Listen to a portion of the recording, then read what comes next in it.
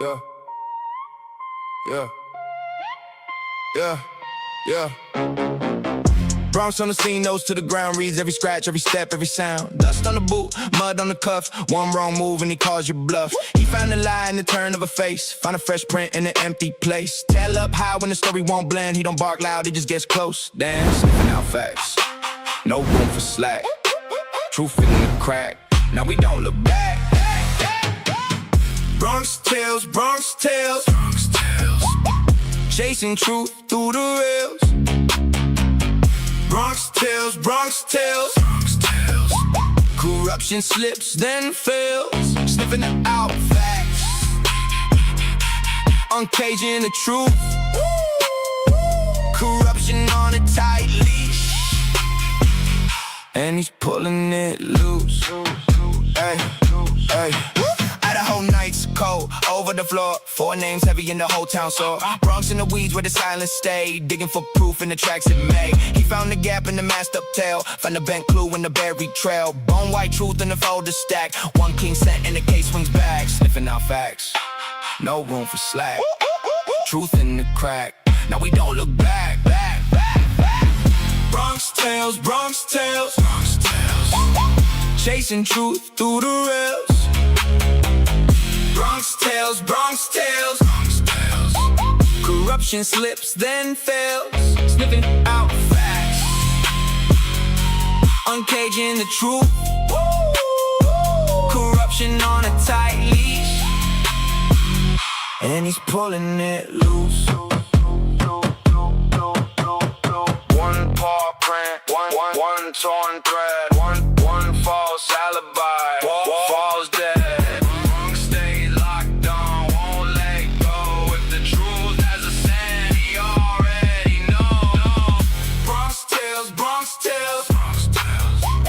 Chasing truth through the rails. BronxTails, BronxTails, BronxTails, corruption slips then fails. Sniffing out facts, uncaging the truth. Corruption on a tight leash, and he's pulling it loose.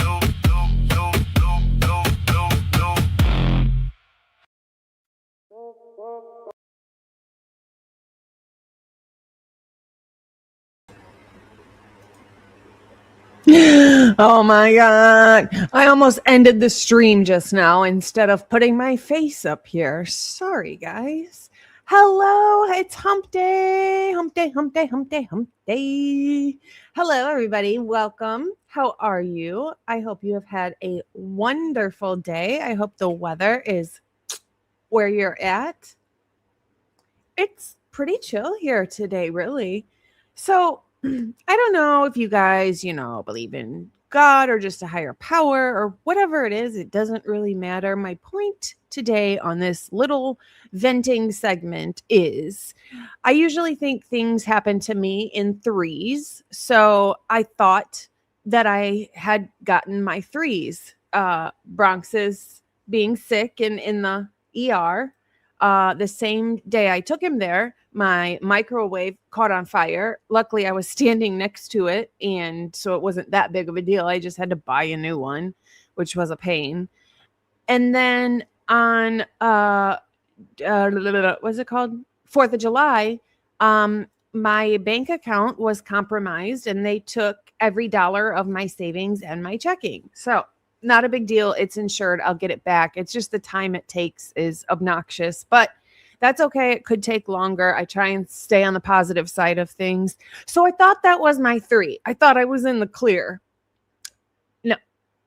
So today my boss called me and I had put my new account stuff, at my work, and my boss called me and said, "Oh, we sent a deposit, but we couldn't, we didn't get to it in time to put the new stuff, the new information in there. So it went to your old one."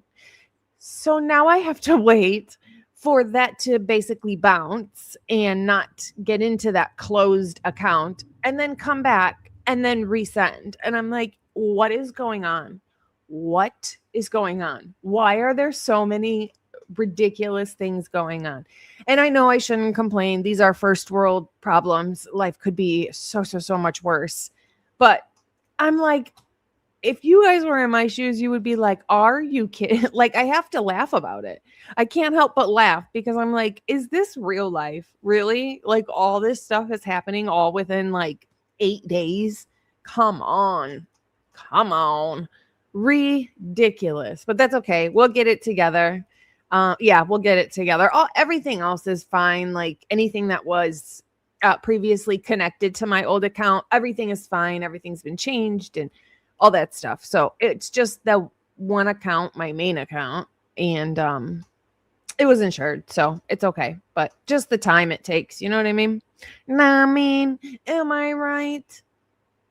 It's just an inconvenient mess is what it is.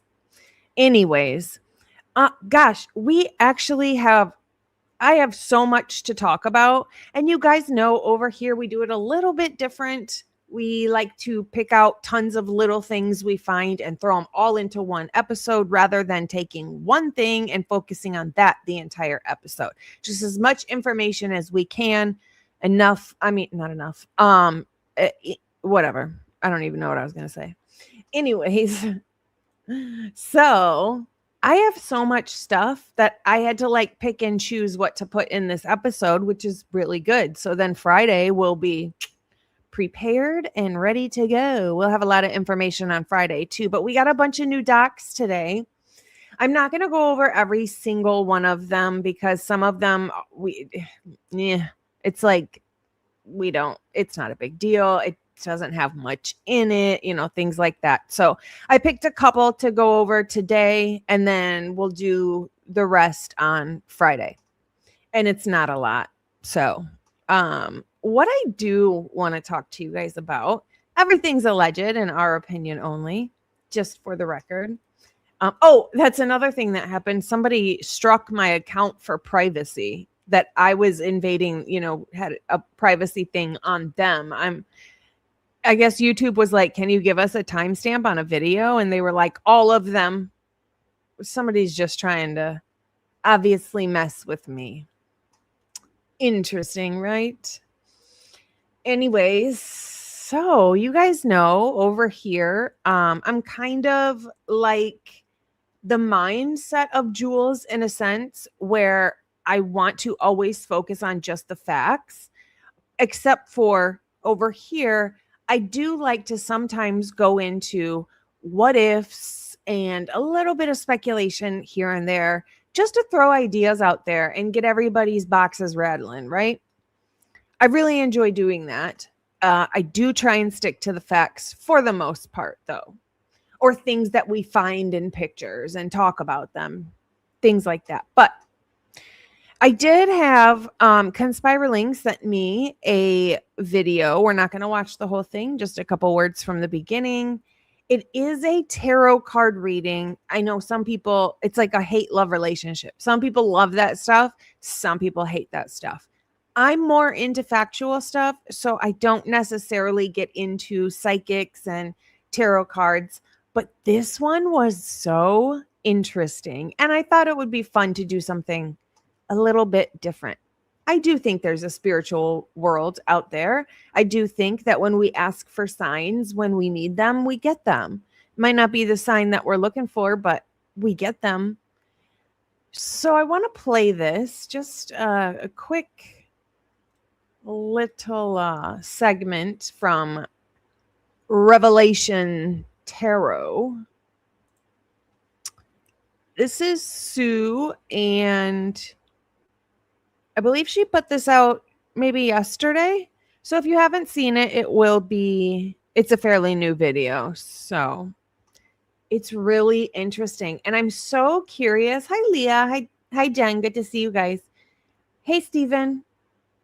Was there anything in the report of Dylan and Bethany getting a medical examination to see if they had wounds under their clothes? No, they were not checked out at all. They were not checked out. Yes. And where did that go? Hello. Hello, Sleuther and Sparkly.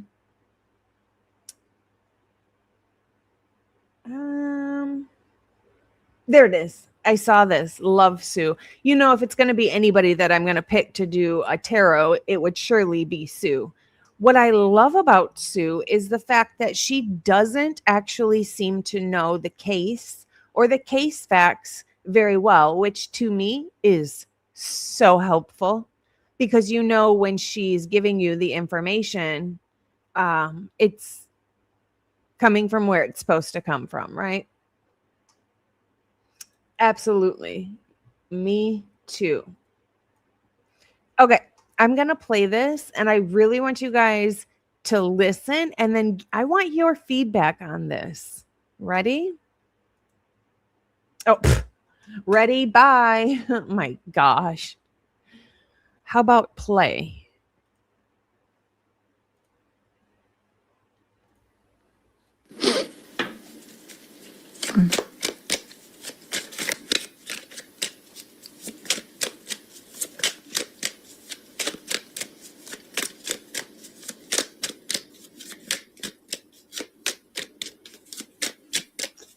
Interesting. Maybe we'll go over that.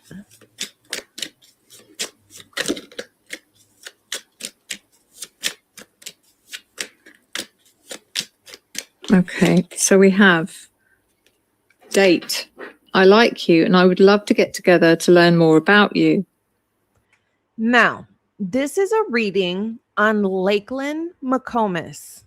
That is the girl that Dylan supposedly ran into on the way home that night and was like, hey, you want to come over and whatever. And so Lakeland came home with her. They watched Vampire Diaries, as we know, and Dylan popped popcorn, as we know. We also know the popcorn cellophane ended up in Xana's DoorDash bag, which would be kind of crazy considering Dylan's popcorn would have been popped closer to 1:30 a.m.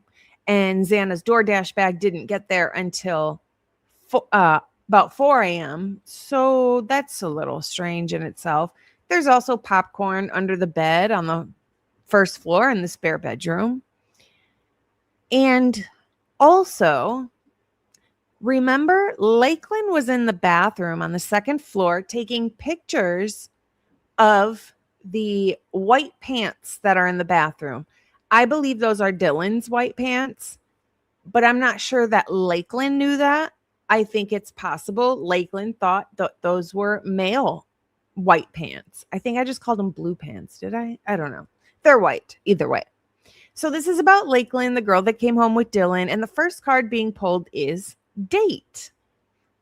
Well, that can go two different ways. That could be, did Dylan think she was on a date? Did Dylan treat it like a date? Or did Lakeland think she was on a date? Or did Lakeland treat it like a date? Is that why she was taking pictures of the pants in the bathroom? Kind of being weird about it. Taking pictures of Dylan sleeping. Or is it the date, like the day and time?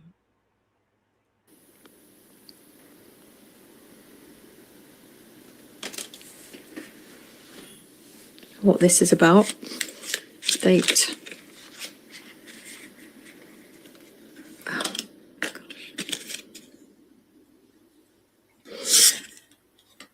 Apology. I'm not yet over what happened, but an apology could begin to mend things. Apology. This is Lakeland's reading. Apology. I'm not yet over what happened, but an apology could begin to mend things.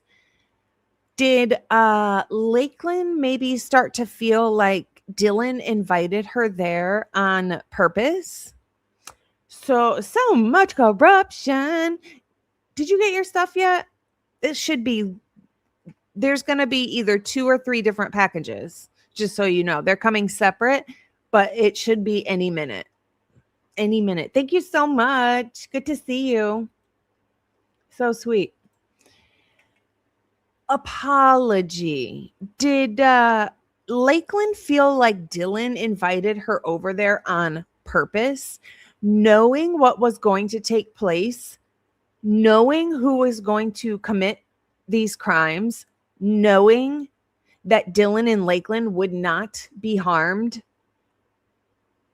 Did Dylan invite Lakeland over to be a witness not just to what happened, but a witness to Dylan's acting, pretending that she's so scared of these intruders? So Dylan would invite somebody over to be a secondhand witness to also witness her reaction, so that person can go tell the police, me and Dylan were so scared. Da, da, da.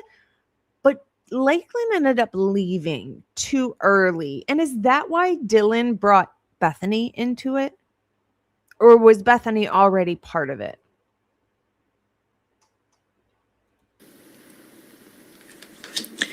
Who was she? Was she in a relationship? Because he seems to be pointing towards Lakeland's relationship situation.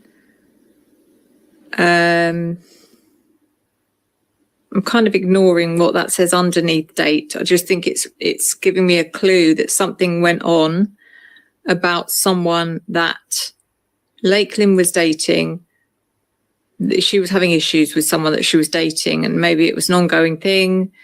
And I don't know why that's relevant, but it's likely there was some kind of falling out, disagreement, separation even between her and someone else.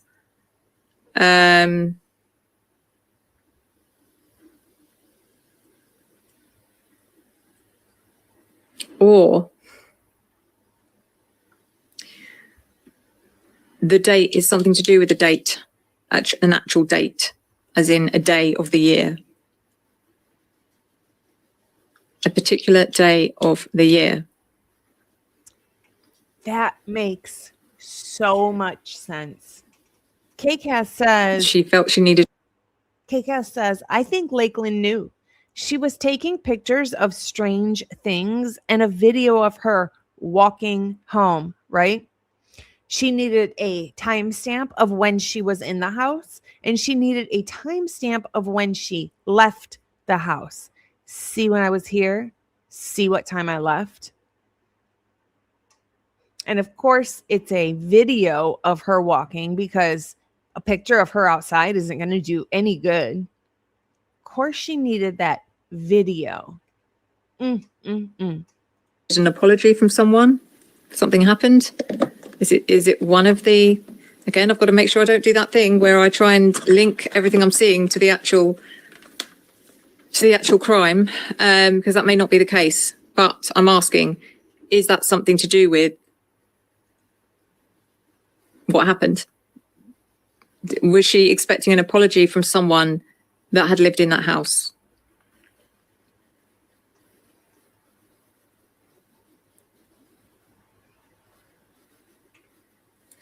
Next.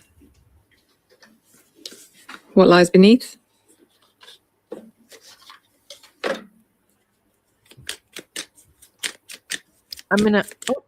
I'll do a few more and then we'll move on. This is just strange.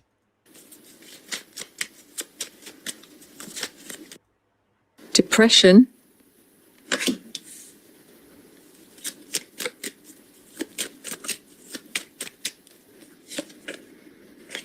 And private relationship. Boom. What's going on here? Because there's a lot of stuff seems to be coming up about a relationship. Did Lakeland have a private relationship? Did Dylan have a private relationship that Lakeland knew about? Did Dylan want a relationship with Lakeland, or vice versa, or somebody else in the house? Lakeland knows. I already believe that Lakeland knows, but for me, I know it's tarot cards. I know that's hard for some people. It's sometimes hard for me as well. I just feel like sometimes when it's put right in your face, it's hard to deny it. It really is.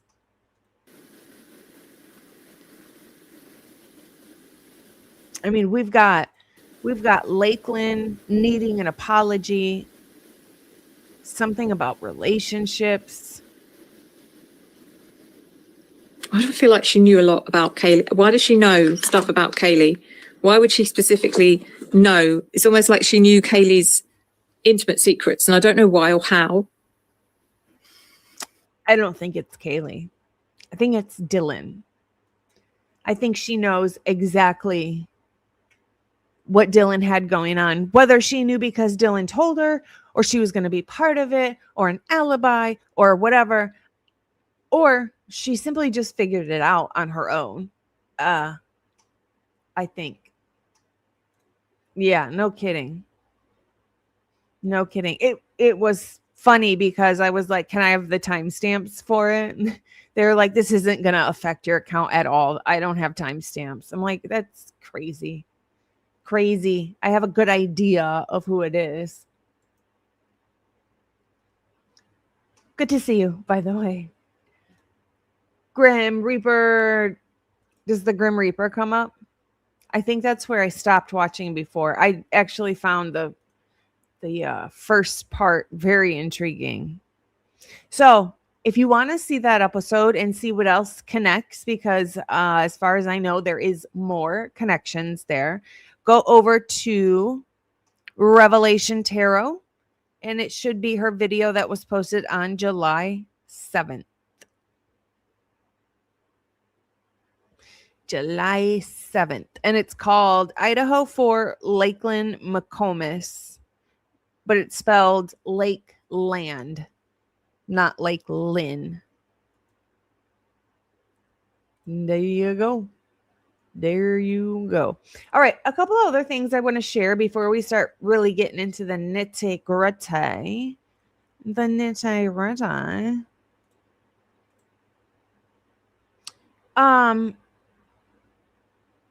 There have been a couple of us, and I mean, Conspiraling has really been digging into Greek life, the secrecy behind frats and sororities.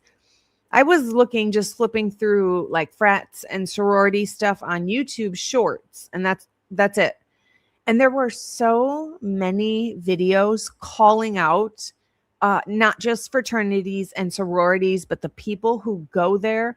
Also, the people who know people who go there and know what happens and goes on behind closed doors, and they don't say anything about it. This whole secrecy thing in frats and sororities is so much deeper than you know, because it's so much deeper than I knew. And I'm just learning about it now. I never really went down the deep dive into that subject. I think it's so very possible that the frats are involved. Of course I do. But how involved and why and everything that's behind all of that, I wanted to kind of look into more of it. Conspiraling piqued my interest with a bunch of things she was watching. So I wanted to watch myself and find a couple of interesting things. So here we go.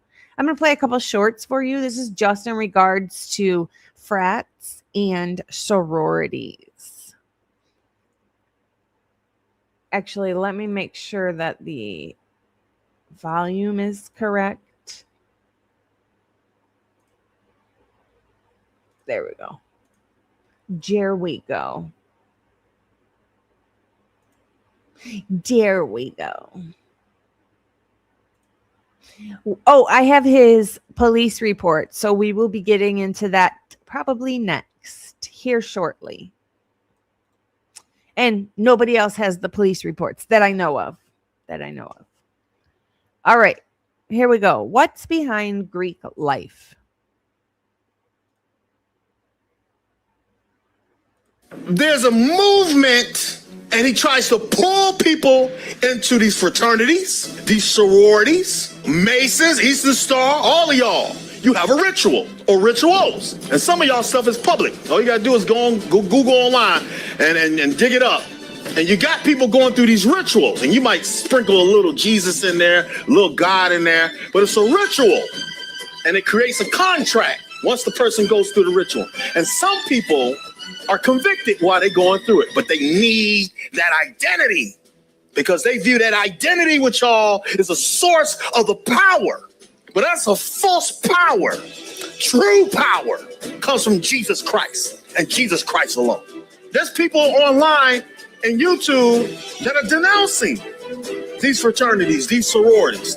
Jesus said, you don't need them. The only one you need is the Alpha and the Omega, and that's me.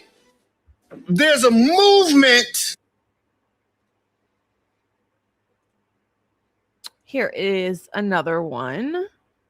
The problem is when you have individuals who are 18, 19, 20, people who actually graduated, who have this notion that I need to physically beat somebody in order for them to be accepted into my fraternity. And then you have this also the psychological thing of, well, you're called a paper member, or you skated into the fraternity, meaning it was easy for you. And the problem is when you have individuals who are 18, 19, 20, people who actually graduated, who have this notion that I need to physically beat somebody in order for them to be accepted into my fraternity. And then you have this also the psychological thing of, well, you're called a paper member, or you skated into the fraternity, meaning it was easy for you. And the problem is when you have individuals who are 18, 19, 20, people who actually graduated, who have this.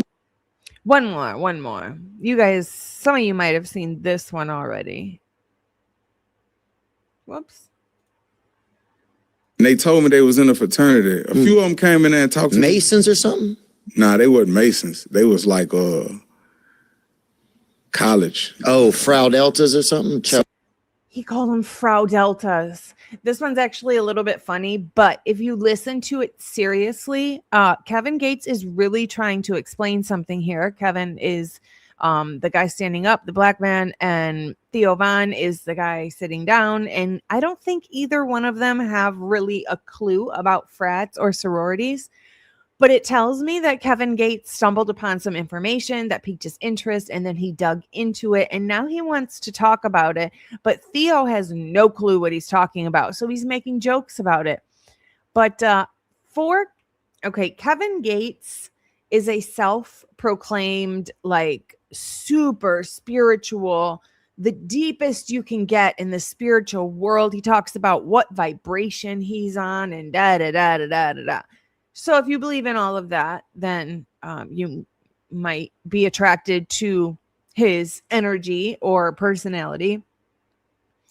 So for him to look into fraternities and sororities and retain the information and then go talk about it on a platform is a big deal. I know it's a big deal for him to mention it. Like that. Chopper darts. And they was like, bro, we down here for some kind of get together. And they told me they was in a fraternity. A few of them came in there and talked to Masons or something? Nah, they weren't Masons. They was like college. Oh, Frau Deltas or something? Something like that. Chopper darts. And they was like, bro, we down here for some kind of get together. And they told me they was. Theo calls them chopper darts. Frau Deltas. So that's a couple shorts I wanted to show you that showed up on my feed, and I had just typed in fraternities and sororities, and it was just so many videos, so many. There's a series on it that Conspiraling is watching, and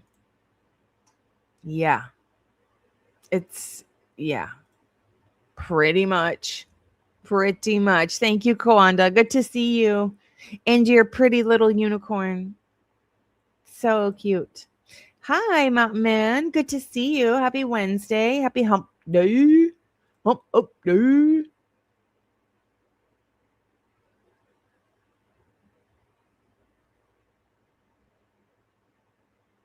Me too. Theo seems like everybody's cousin, right? Like, he's just lighthearted. He's funny. That's what it's called. If you guys are interested, look into, it's called House of Horror, Secrets of College Greek Life. And apparently it will blow your mind. It's a series. I believe it's on like A&E, Hulu.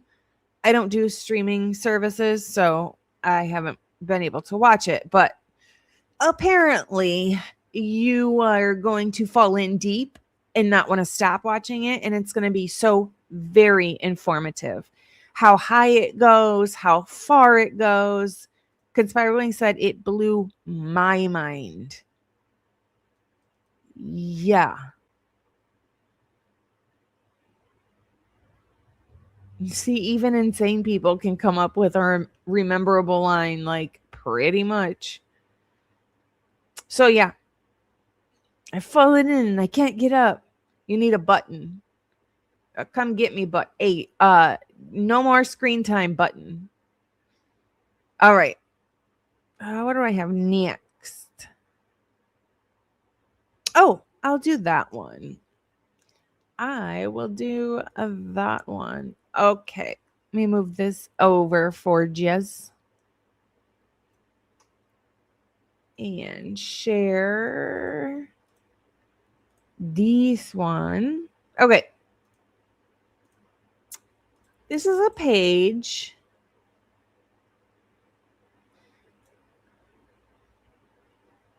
He says it's deep. I fell down that hole like 8 months ago. Me too. That's where we met. It was in the hole, remember?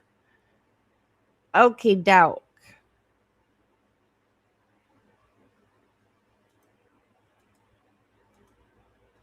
Right here, where it says clothing and personal effects. Now, this is Xana's autopsy. I'm going to give you guys some homework. Are you ready for your homework? It's very easy. I want you to look up every picture of Xana you can possibly find. And I want you to find me a picture that Xana is not wearing any jewelry whatsoever. Not earrings, not a necklace, not rings, not an ankle bracelet, not anything. And see if you can find one. Not going to be easy at all. I personally cannot find a picture of Xana without any jewelry on, no matter what time of day it is, no matter what they're doing. If you don't see anything up, here, you'll see an anklet or a freaking toe ring or something. Hello, good to see you.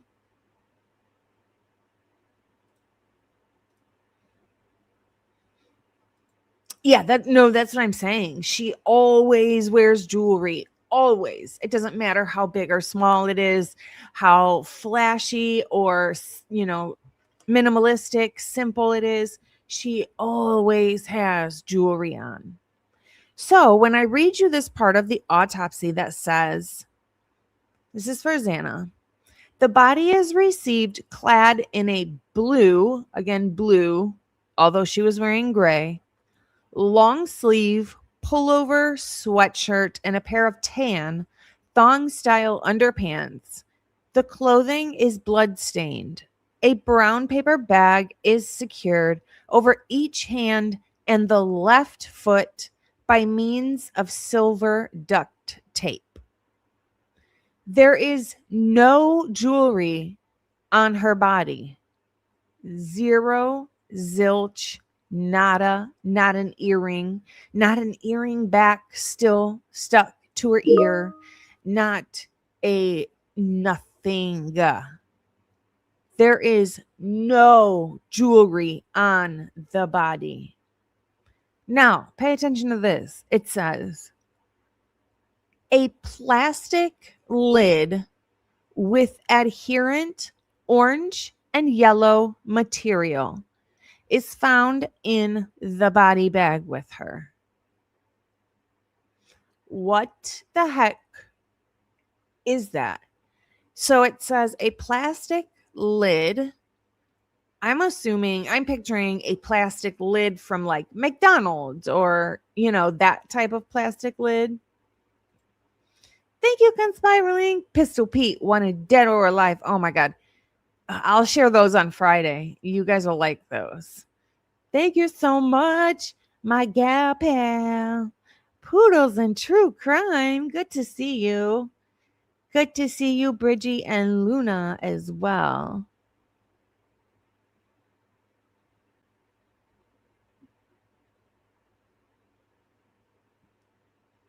Let's see. Yeah, Pistol Pete on the run. Okay. How the heck? I'm picturing a plastic lid, like a regular from a gas station or a McDonald's. But then it says with adherent orange and yellow material. Is the orange and yellow material on the lid? Or is it on Xana? Or are they like all together? I can't, just the wording, I'm not sure. I'm just not sure what this orange and yellow material that is adherent. I don't know what that is. The only thing I can think of is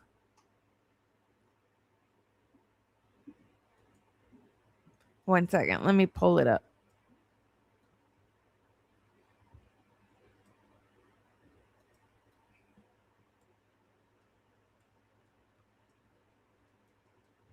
Oh, let me pull it up.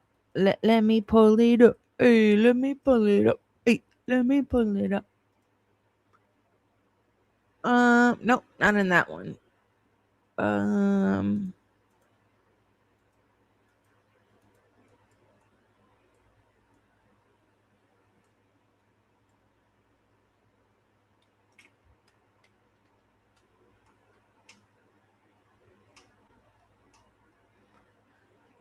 Come on, guy.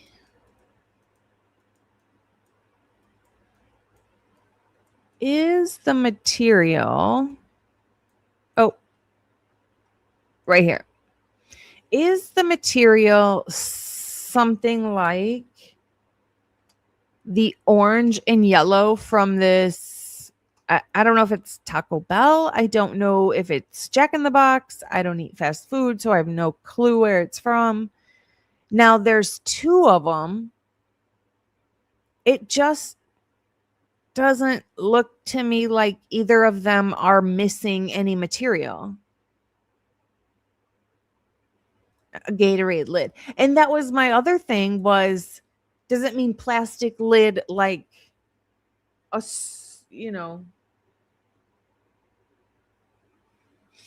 like a lid that would be circular and screw on the top, or a coffee lid that you get, say you have your gas station coffee cup and you go in and get a refill and it's plastic, but not flimsy plastic. You can use the same cup and lid over and over, put it in the dishwasher, that kind of plastic lid. I don't know.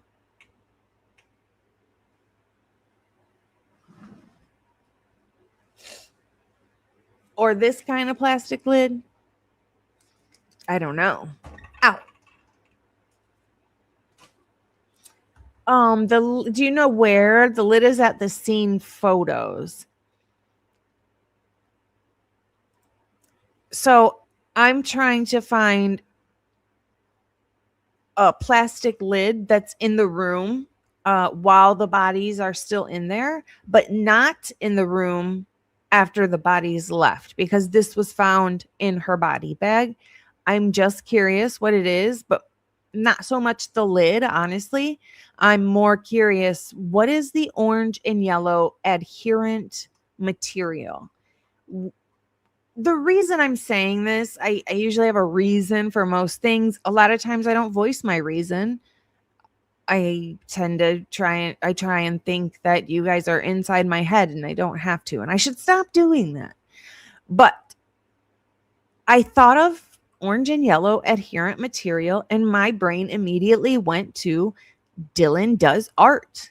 So is it something that is remnants of an art project or something we would see in Dylan's room or Bethany's room or just in another room in general?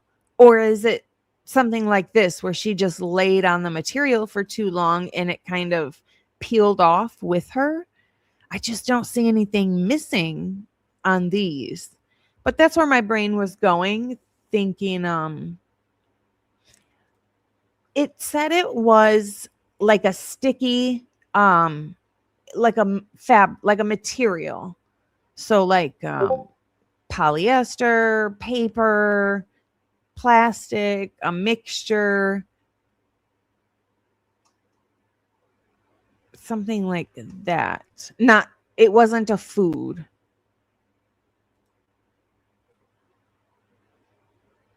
So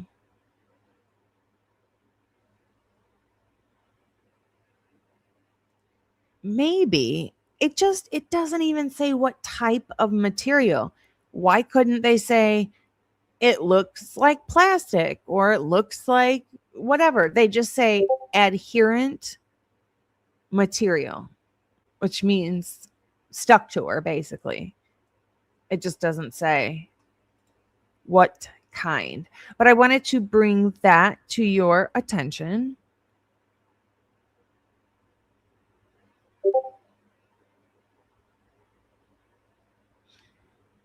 Okay, somebody said that Connor has a new video of some sort.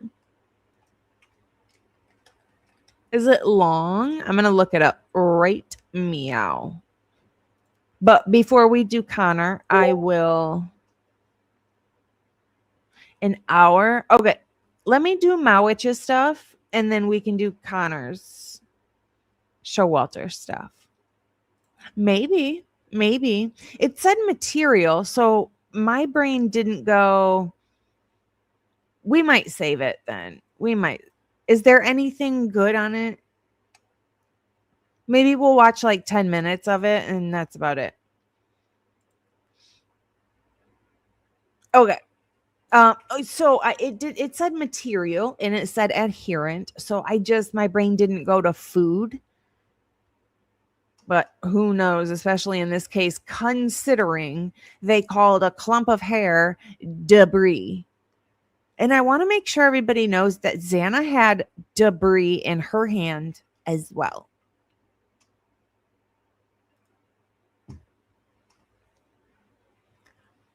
Okay.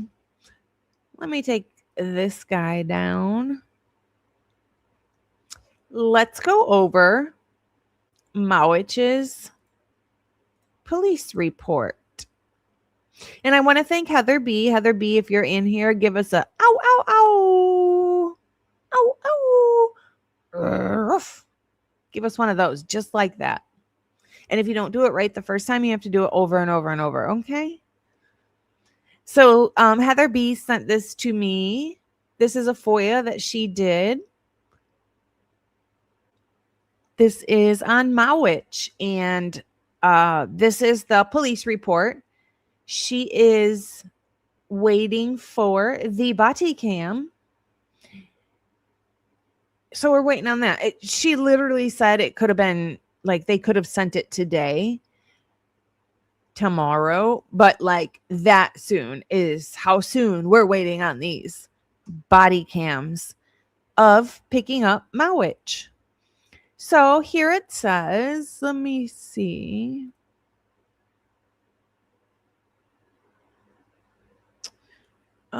Can we make it bigger? We don't want any of that. Not that. No. Oh, wait. No. No. No. No. Oh, there we go. I hate how all these different apps and stuff have the same buttons. They just have them in all different places. Like, why can't we have a place for the same buttons on every single app? Just keep it easy. Jesus. Witchy. Debris called trace evidence in other reports. Yeah, exactly. They don't even keep it consistent within their own documents, which is crazy. That's so funny. That would actually be super hilarious. I would probably have way too much fun with that. It would probably make me laugh a lot. A lot. I lost my train of thought. Sorry. Sorry. Okay. Mowitch, this is for, so this is Nez Perce County Sheriff's Department Public Records Request Form. This is for MP case number, just in case anybody wants this case number. There's one of them that is 22N8426. The other one is 22N8427. This is regarding property damage.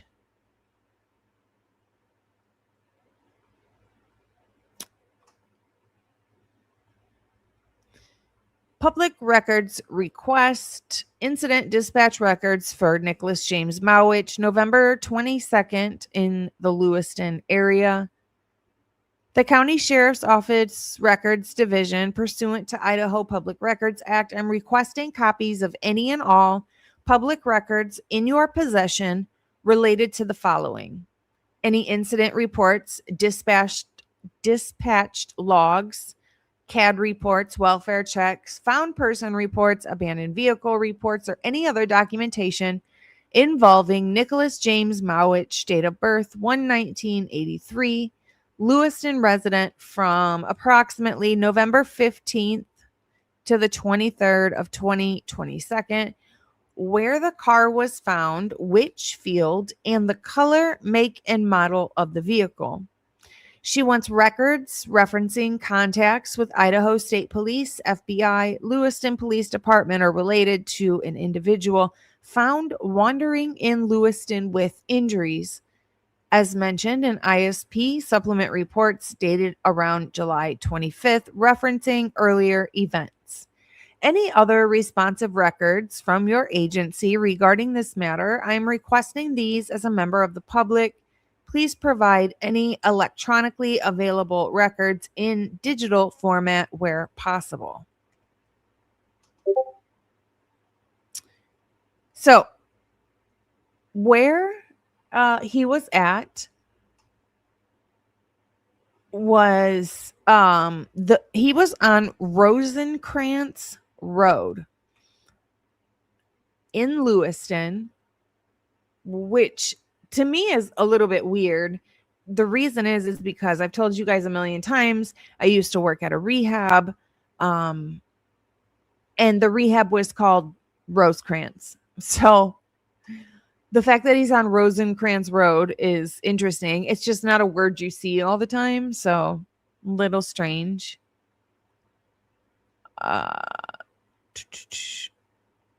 And the time it was reported that John and Judy Dahl were out driving around and ran into Mowitch on the street was 2:46 in the morning on the 15th of November.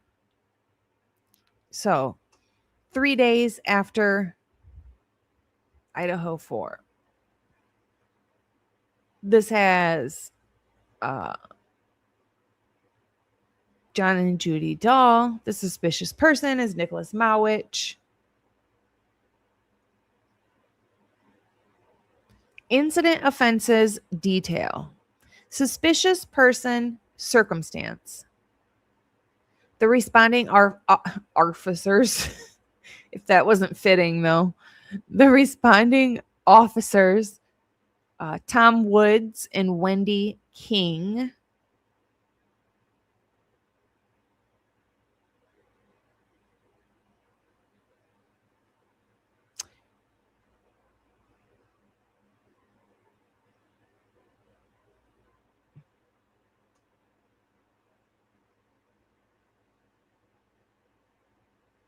alrighty, are you ready?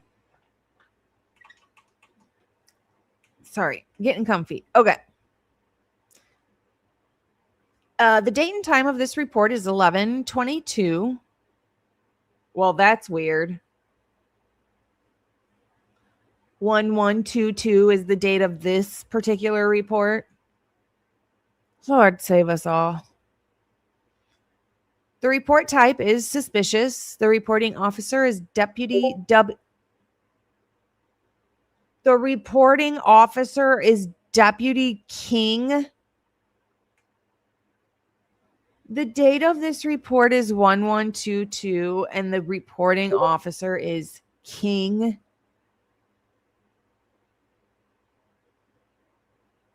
Viv, stop streaming my live. You don't have access to my content.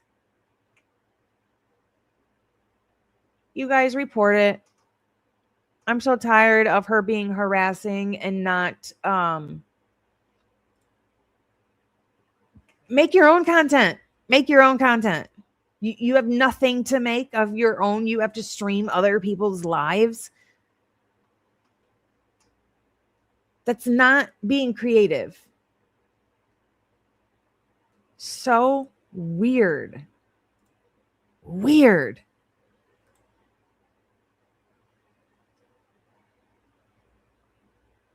Yep. Striking for sure. I would assume that's who's, striking my channel, although they don't have anything reliable to strike because I'm not doing anything. I'm going to have to go back and block her again. My God. Get a job. Get a job. Get a job. J-O-B. Get a job. Get a job. Get a job. Okay. On 11/15/2022, at about 2:45 hours, I was dispatched to a suspicious call on Rosencrantz Road. Dispatch advised there was a male heading towards Tammany Creek Road from Rosencrantz Road with his shirt off. The complainant, Judy Dahl, advised she believed the individual was drunk and he was stumbling all over the road. Deputy Woods and I arrived on scene. Judy's husband, John Dahl, was out with the male, later identified as Nicholas Mowitch. John had given Nicholas a blanket that he wrapped around him. He did not have a shirt on and had scratches all over him. I requested medics respond to our location to check on Nicholas. We moved Nicholas into the back seat of my patrol vehicle so he could stay warm until medics arrived. Nicholas could not hold a conversation. He appeared to be under the influence of something. That's crappy. Our officers that serve everybody on this planet, or actually, wherever, US, UK, wherever we're at, right? All the officers that serve everybody on this planet should know what steps to take and what to look for to differentiate somebody having a medical emergency and not just assuming that everybody's drunk or under the influence. Let's start there. Nicholas could not hold a conversation. He appeared to be under the influence of something. Daigo! Daigo! Hi, Dago. I think it's possible. Oh, you don't even want to know. It's somebody who is a total guilter, but the problem is she's so mean. She's a bully to everybody. And what she does is she takes our content and then she'll go, no, you're wrong. Or she talks from the back, like bottom of her throat. It's weird. And she'll go like, no, you're wrong. But she won't explain how you're wrong and she's right. She just tells everybody they're wrong and that's it. And then she'll call you names. She'll say horrible things about you. She can't have a conversation like a decent, like Jeff H., a decent, normal conversation. I'm not saying he gives normal conversation. I'm just saying he's respectful at least.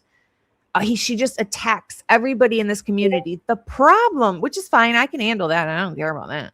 Attack me all you want because you picked the wrong one every time you try to attack me. But she takes our content and uses it as her content.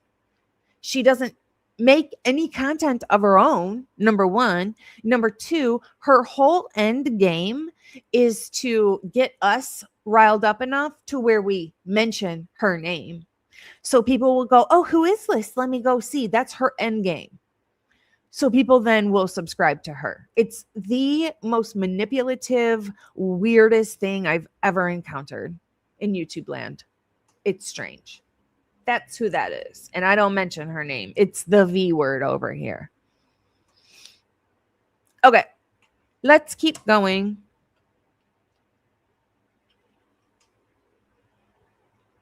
So he couldn't hold a conversation and they believed he was under the influence. Nicholas was able to verbally identify himself to me. He would start to doze off, and then when I would wake him up, he would wake up startled. He could not tell me how he got to Rosencrantz Road. The medics arrived on scene, and Nicholas agreed to go with them to get checked out. Nicholas was transported to St. Joe's Regional Medical Center for further care. I met with John Dahl to give his blanket back to him. The medics requested police to meet them at St. Joe's due to Nicholas waking up startled when they would wake him up. When I got to St. Joe's, Nicholas was in a room already. Deputy Woods told me he was told that Nicholas's blood sugar was in the 50s. All units cleared St. Joe's without incident. I drove the length of Rosencrantz Road and was unable to locate any vehicles that may have been involved. My body camera was on during this incident and should be available for review.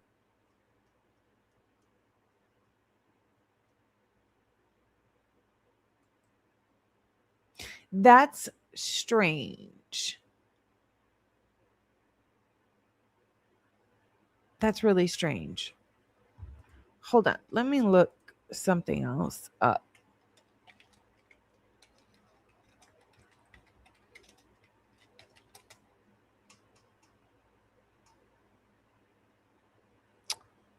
Let me look. I'm looking for something really quick. Really. Okay. In this document,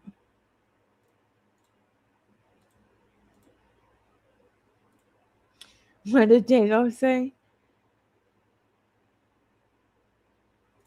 Yeah. There you go.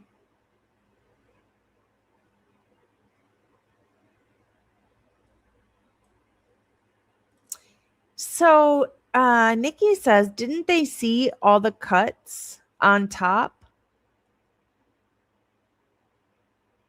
Oh, didn't they see all the cuts with no top on? It said he didn't have a top on. There's a little bit more. So let me read this one.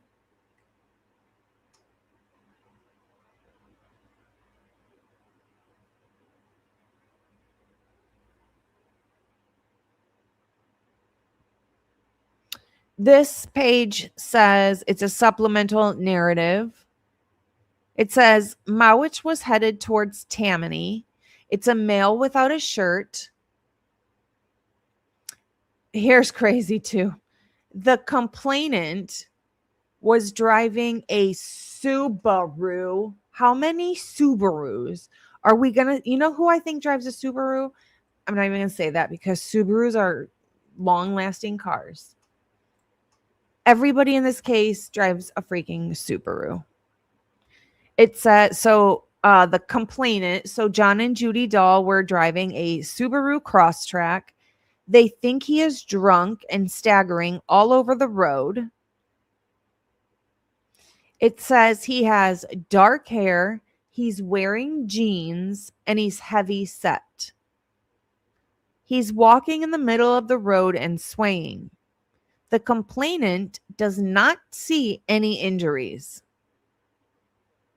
But the deputy is requesting medics because the male has scratches on his face. He's about 20 yards from Tammany Road.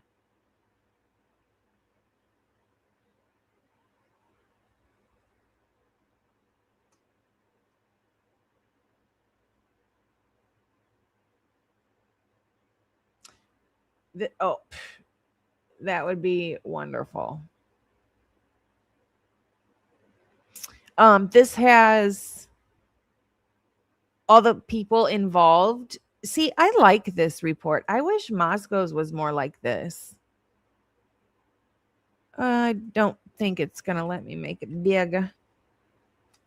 There we go. I like this report because here it tells you everybody involved. I mean, all the way down to the tow truck driver. Their names, the date, the record number.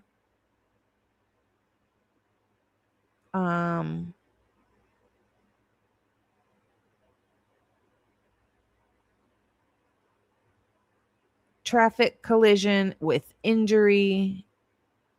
These are the offense and statute codes.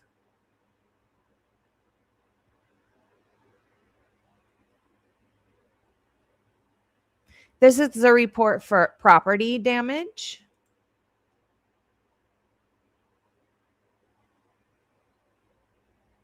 Oh, yeah. It's for sure. It's verified. And I don't even like saying that because that's just not who I am. I'm not a jealous person. I don't think other people should be jealous. I'm not a jealous person of anything ever. I'm grateful for who I am and what I have. I don't think anybody else should be either. Be yourself. So here is the property damage paperwork report number 2537. This says on November 15, 2022 at around 7:55 in the morning,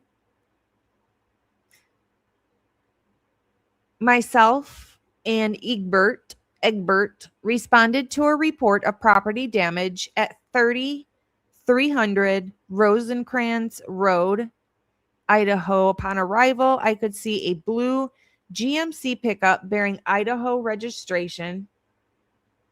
Not yet. We haven't gotten there yet. Nope. Yeah, exactly. Like, who needs it? We have enough of that in this case. Big Bird and Ernie.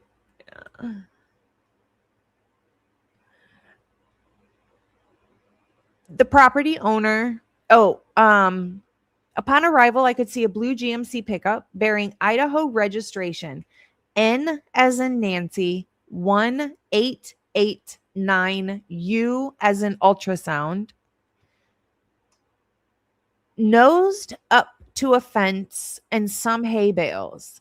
The property owner, James Parvin, was standing nearby. No one was inside the vehicle. However, the keys were still in the ignition. How freaking convenient. How convenient. Did you guys catch that? The keys were still in the ignition. I want to know what the keys look like. I want to know if there's house keys on the keys, or is this just one key? Nobody carries just one key. Why would the doctor have reported his injuries to the FBI anonymously? I'm starting to think the FBI threw this in there to keep us pointed in a million directions. I think that if a doctor called it in, then it's probably true. I think that they don't want us to know the doctor called it in. That's why it's separate from everything.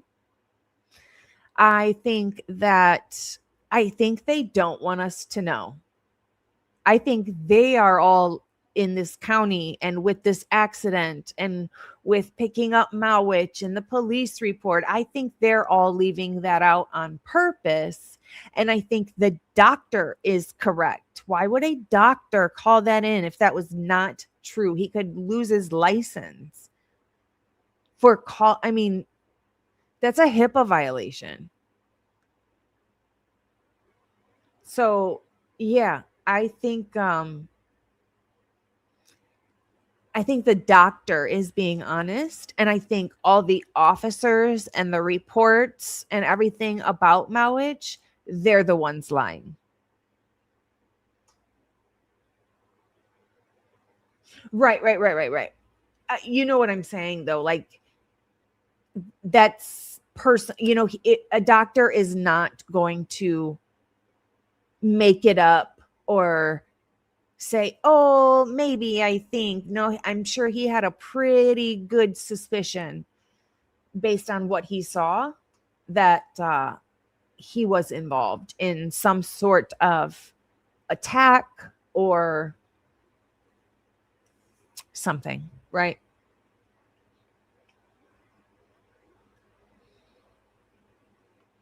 Mm-hmm. My dog's account, doesn't it show that the doctor does not trust local law enforcement? Absolutely. Also, the fact that right. Yep, witchy, absolutely. It shows that the doctor doesn't trust Ellie at all, but also possibly scared of them from the fact that apparently he wanted to remain anonymous, which is always been very interesting. So in this report, they give the license plate numbers, the fact that the keys are still in the truck. Again, with all of this with Mowitch, we are waiting on the body cam. It should be coming any day. These are all provided to us by Heather B. So let's thank her. James told us that the pickup had come onto his property and did quite a bit of damage. He walked us to where the damage was on the north side of his property. In multiple areas on his electric fence line, the electric lines were off the posts and strung across the field. Deputy Egbert and I walked the tire tracks back to where we believe it started. The tracks led us down to Buckaroo Lane, just north of where the vehicle was stopped. It appeared as if the vehicle drove down Buckaroo Lane, eventually entering the cultivated field beside it. The tracks went for a while in the south towards the residence. When the vehicle crossed back over Buckaroo Lane, it impacted the ditch. It impacted hard enough to tear off a piece of the front bumper and throw out miscellaneous items, including several 5-star windshield washer cardboard boxes. It should be noted that the same kind of box was in the bed of the pickup. Buckaroo Lane. What a name.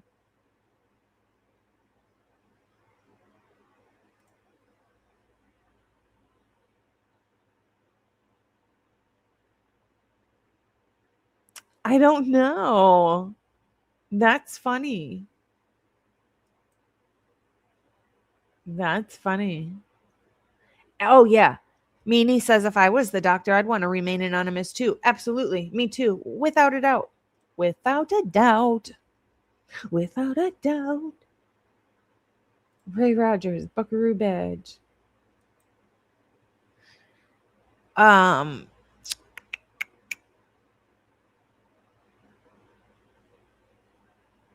It pulled to arrest. Electric lines were strung leading up to it and wrapped around the front driver's side wheel. We contacted one of the registered owners, Marlena Black, who told us her fiance, the driver, and another registered owner, Nicholas Mowitch, did not have insurance on the vehicle. We asked if she had a preference on a tow company. She told us no, but that she would like it towed to her residence. 3208 10th Street in Lewiston. Always Affordable Towing arrived, took possession of the vehicle, and told us they would take it to the residence. We contacted James once more before we left. He told us that he estimated total damages to be at least $5,500. We told him that the driver failed to carry insurance and that he'd have to go through civil court in order to be reimbursed for damages. It should be noted that other units were out with an individual in the area of Rosencrantz Road around 2:45 that same morning. The individual was taken to St. Joseph Regional Medical Center. I later found out that the individual had a blood sugar level of 58. My body cam was activated for this incident and it is available. I will also be completing an e-impact state accident report. Here is a supplemental narrative. Jessica Grubbs on 11/15 at 10:05 in the morning. Vehicle is still on scene. Truck, unk, plate, or descriptions. It's located between bale of hay and fence. Knocked over hay and electric fence. Vehicle is not occupied. Will call back with plate. Keys are in the vehicle, located at the bottom of the driveway.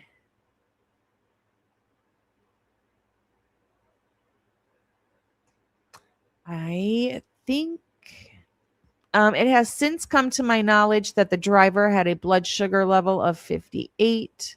That's crazy because I've tested my blood sugar at work and it was something around like 42 or 48 and I was just fine.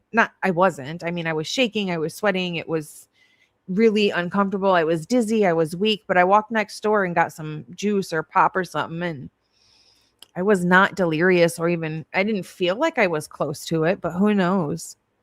Here is the collision report. And of course, if you guys want them, I can post them on the community page.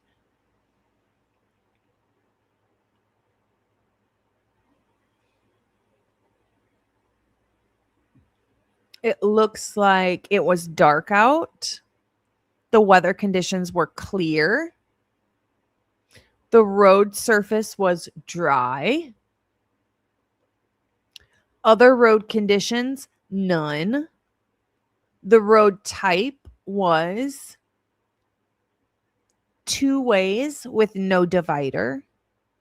The road surface type was asphalt or brick, a paved road.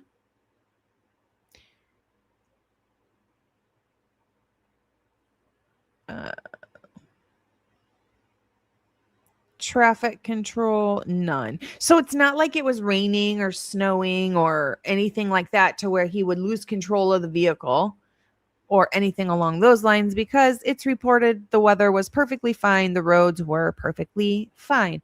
Oh, anybody want the VIN number for the vehicle? It's right here.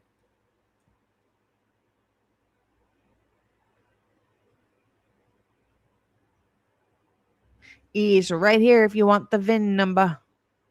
Here's the license and the VIN.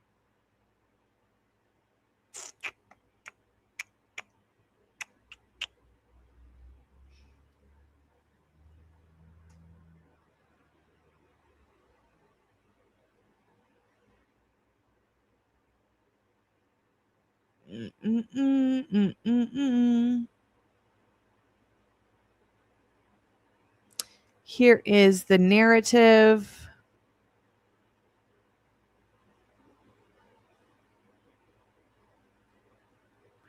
It looks like it's the same narrative. And that's it. Those are the Mowitch documents we have so far. Thank you to Heather B for grabbing these for us. We very much appreciate you. And We're just waiting for the body cam for this on Nicholas Mowitch. Okie doke. Let's look at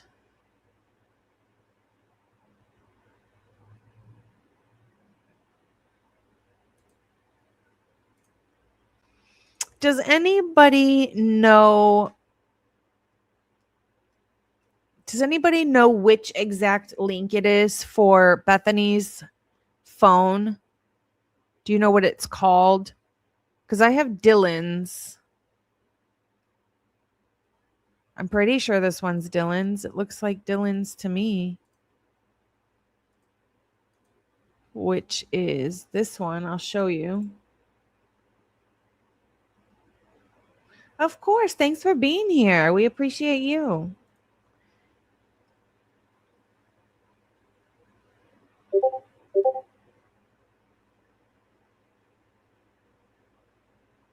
Yeah, this is the bushy eyebrow one, but I thought this was Bethany's. Or I'm sorry, not Bethany's. This was Dylan's. Because Bethany didn't text Eric. And that's on here. This is more, I think this one is more specific of Dylan's phone activity. 2202025.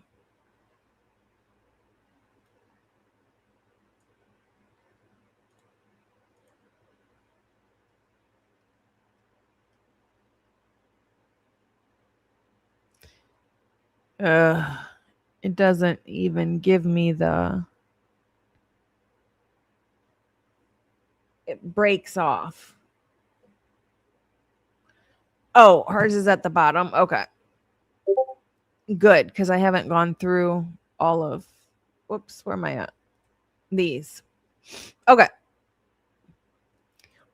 I do find interesting stuff in here with Dylan's as well. I know we've gone over Dylan's a million times, but what's interesting about it is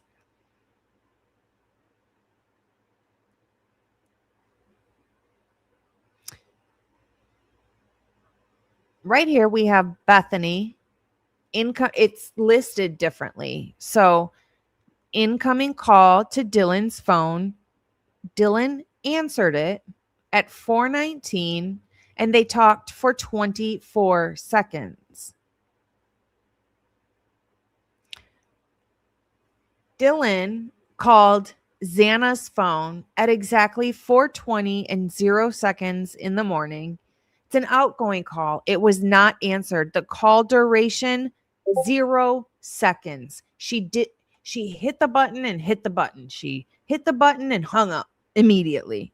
She did not actually try to call Xana's phone.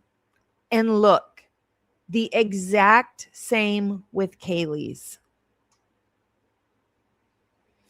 She then calls Bethany's phone. It was answered at 4:20 and 28 seconds. They talked for 41 seconds. Dylan then goes to call Maddie, but it's the same exact thing. It's 0 seconds because she didn't even let it ring not one time. She's doing this for show. We already knew that, but this is definitive for me. And when we keep going, I'll show you exactly why. Mystic, good to see you. Thank you so much. Cool picture. Thank you. Thank you. We appreciate you. Yeah, absolutely. Because in my opinion, allegedly, Dylan knew they were all unalived. Absolutely.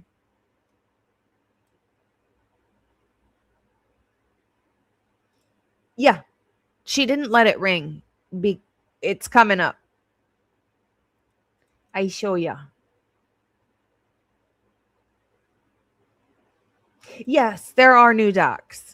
There's new docs. We're going to go over a couple of them. I'm just going to put it in layman's terms what they are. It's really, I think the phone activity is the only thing that's kind of exciting. Other than that, they're just unsealing documents. I haven't barely read any of them yet. To Bethany Funke, a text, no one is answering. I'm really confused. To Kaylee, her name. To Kaylee, what's going on? Incoming text, yeah, dude, what the F? Xana was wearing all black from Bethany. I'm really freaking out. I don't understand why these look a certain way and these look different. I don't understand it. Oh, because these are received and these are sent.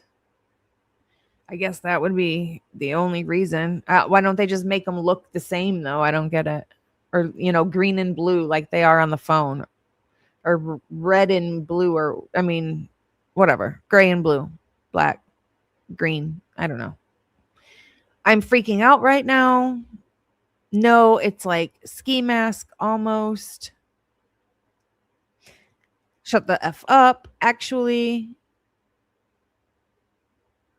Like he had something over his forehead, a little, and mouth.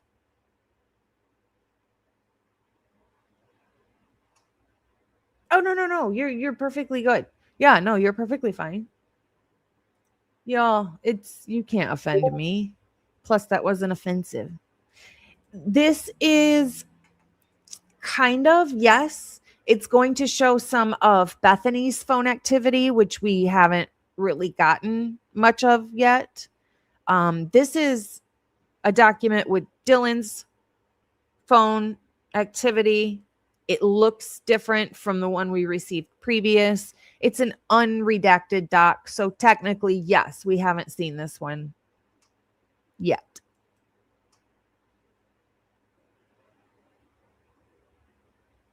Yes. Is Dylan's room right under Maddie's room? Yes. Yes. All right, Bethany, so am I. My phone is going to die. Come to my room. Run down here. I always questioned this down here because she says, come to my room and then run. And why would she feel the need to add the words down here? I always felt like these messages were staged. Was it really come to my room, run, but they're in a hotel? So she feels like she has to add the words down here. I don't know. Okay.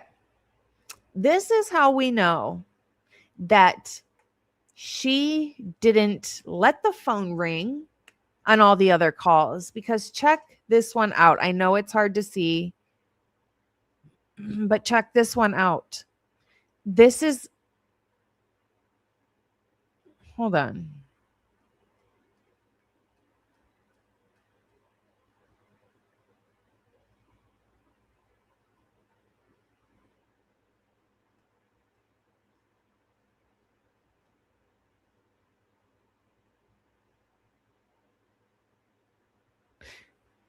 That's weird. Okay. Look at these boxes up here in the outgoing calls. It says partners with an S. Can you see that?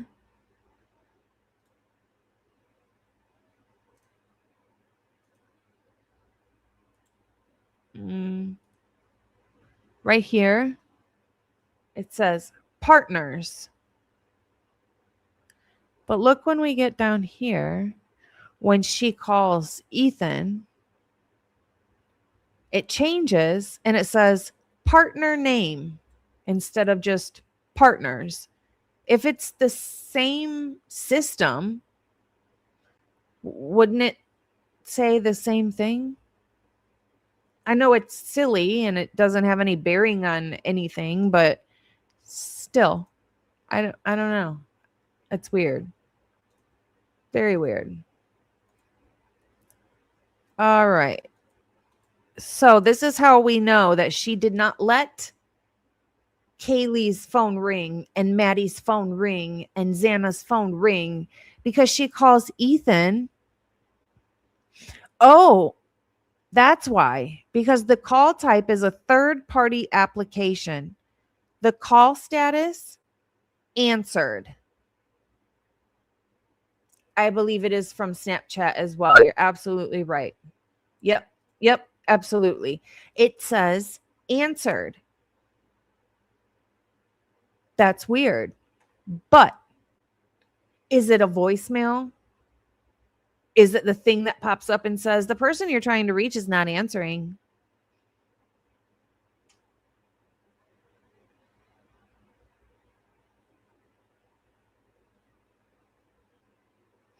Thank you. Hey, girl. Oh my God. Yes. I just called my fiance an hour and a half ago today, and it rang 3 times and went to voicemail.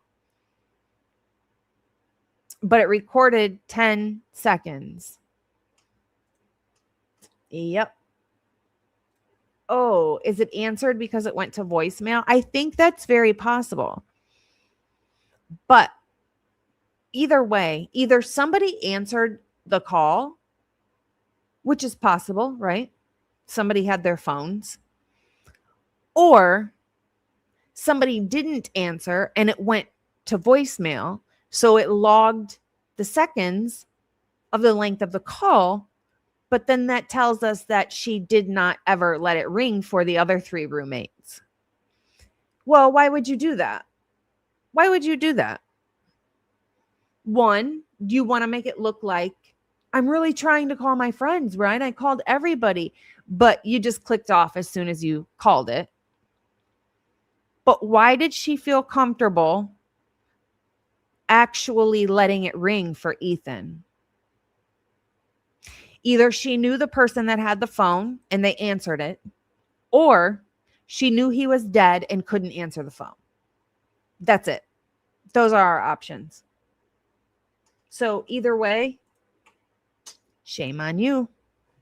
Shame on you. Yep.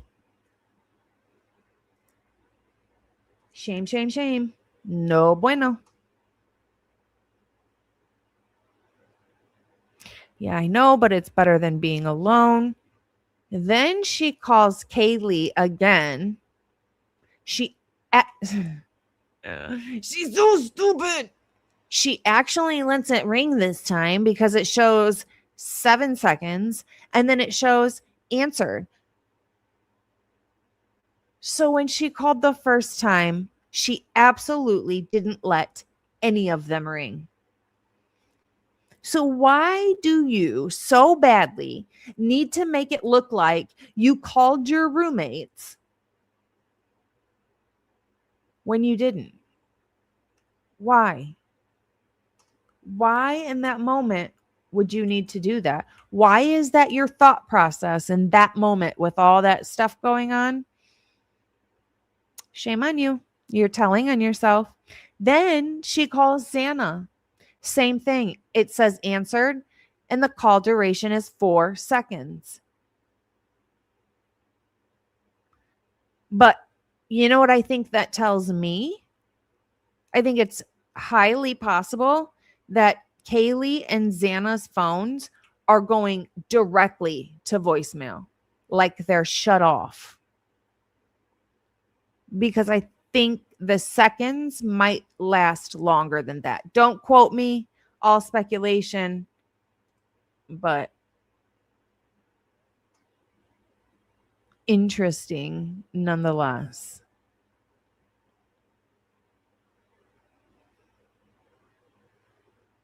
At 11:39, Dylan's dad says, "Hey DMM, when can I call you today and just chat? Does 1 work or is 2 better?" Unbelievable. At 11,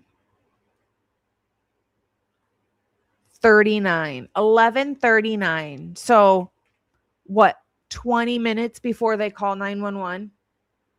20 minutes. She's texting her dad like, oh, I think 2 works better. Yeah, that's good. We'll have a chit chat. No big deal. Unreal. He texts back and says, okay, I'll call you at 2, just 5 to 10 minutes. Want to catch up. Jenna texts her, says, bro. She called Emily from Snapchat for 108 seconds. Here's the Vandal alert says, Moscow PD investigating a homicide on King Road near campus. Suspect is not known at this time. Stay away from the area and shelter in place.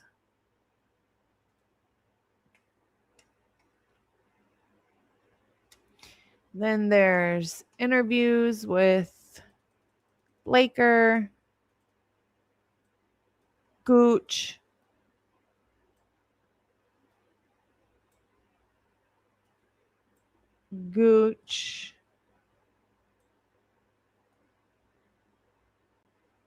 Yeah.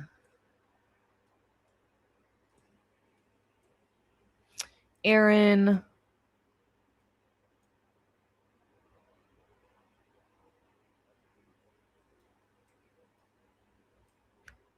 Redacted.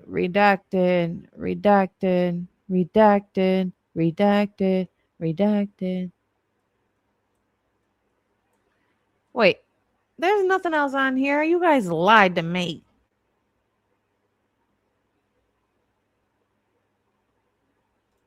Snapchat doesn't have voicemail.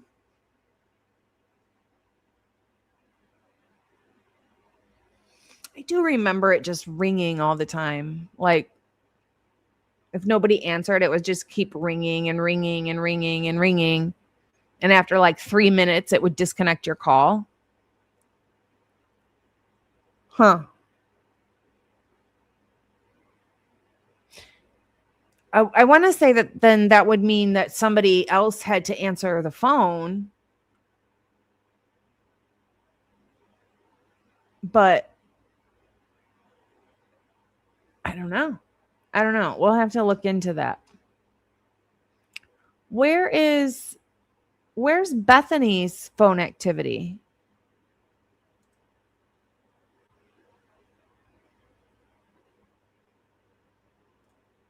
Where's Bethany's phone activity? Probably text behind the redaction. Me too. No. Yes. FaceTime does allow you to leave a message. DMM, that's her initials. It's Dylan Marie Mortensen. It's one of these reports. Dang it. I didn't want to have to go through all of them, but I can. Whoops. I can. I know it's not that one or that one or that one or that one or that one or that. Wait. 1, 2, 3, 4, 5, 6. Is it this one? This one is Idaho State Police Forensic Services.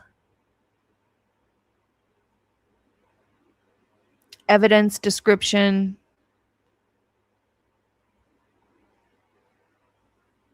This is at Bryan Kohberger's. DNA, biology, analysis.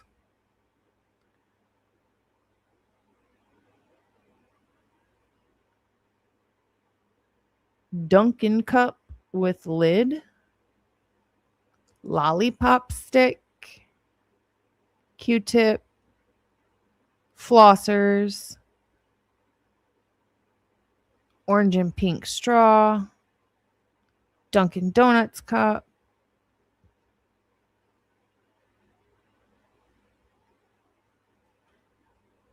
Let's see.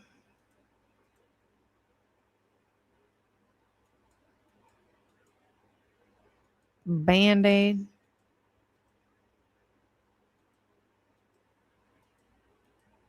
Clippers, flossers, ew. Dunkin', straw, water bottles.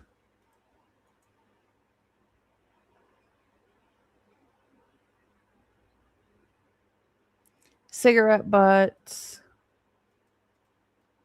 Redacted. This is ridiculous. Redacted. Well, not that one.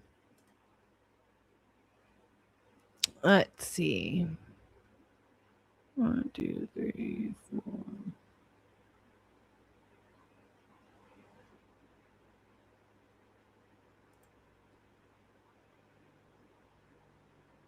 Shane Cox.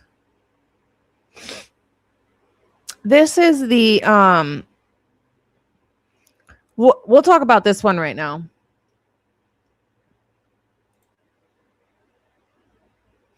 Lollipop guild, the lollipop guild, the lollipop guild. Okay, this is the click history and purchase of the K-bar. It says the account,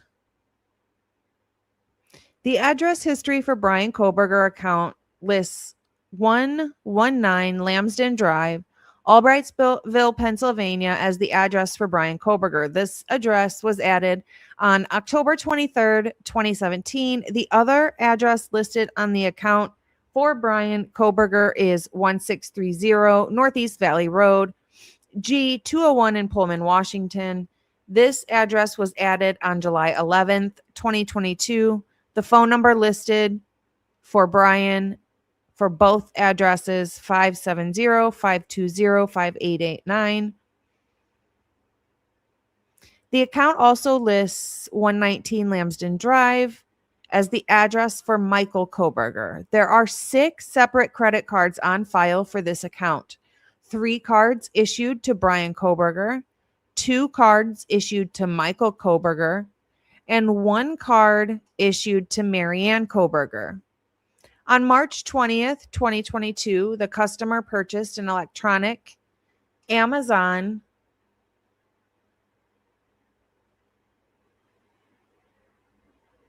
Got it. Awesome. Thank you so much, Hemi.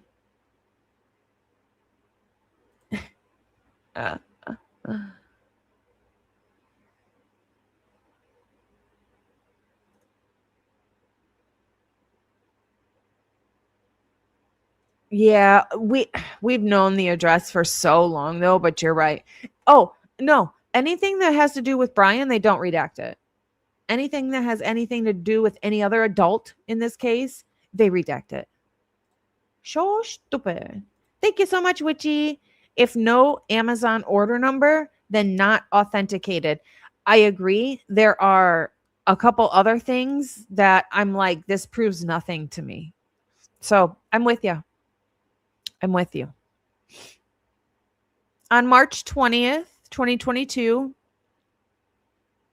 at 20:04:43 UTC, the customer purchased an electronic Amazon gift card for $130 using the Bryan C. Kohberger account. First of all, Bryan Kohberger, please keep in mind, he worked in cloud forensics. He knows everything about this. He knows that if you're going to get an electronic gift card, you don't use it under your own name, account, address with your own credit card.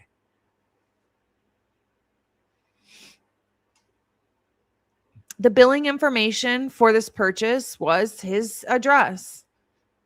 The credit card used was a Visa ending in issued to Bryan Kohberger.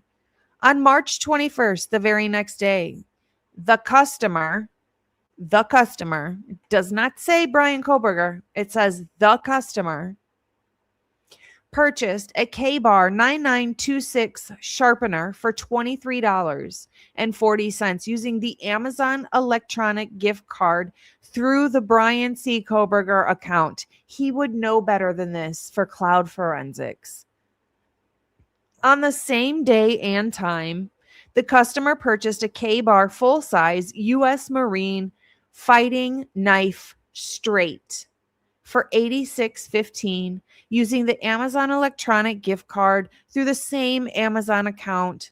The billing information for these purchases was the same billing address.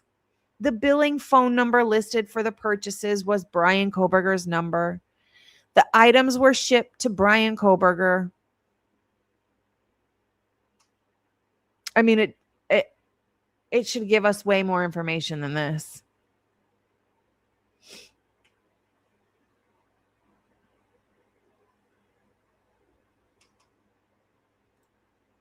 I helped a friend apply with connections. I got her from 27th in line to above number 1. I'm not sure if I can help you do that, but I'm damn serious. Legal aid. Oh, I thought that had something to do with the case.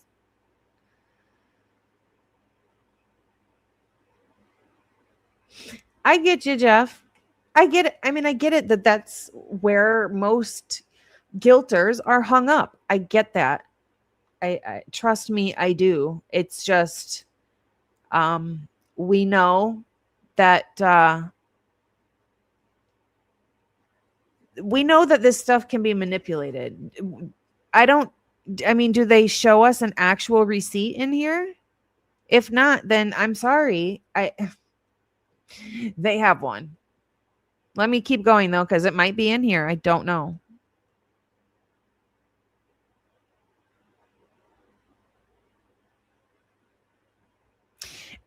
It's just really hard to believe when that is what he went to school for, cloud forensics, and he uses his account in his name, buying a gift card with his own credit card, using the account, sending it to himself at his parents' address. Like, that's silly. That's really silly.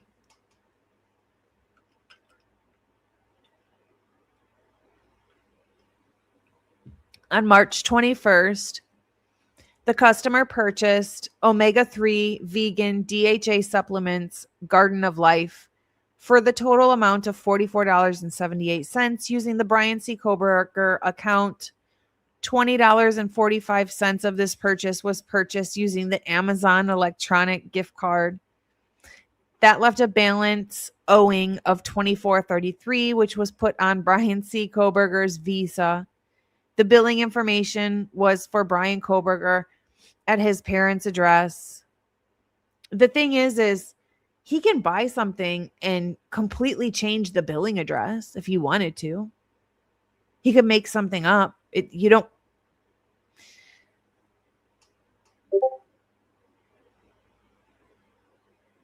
The item was shipped to Bryan Kohberger at his address.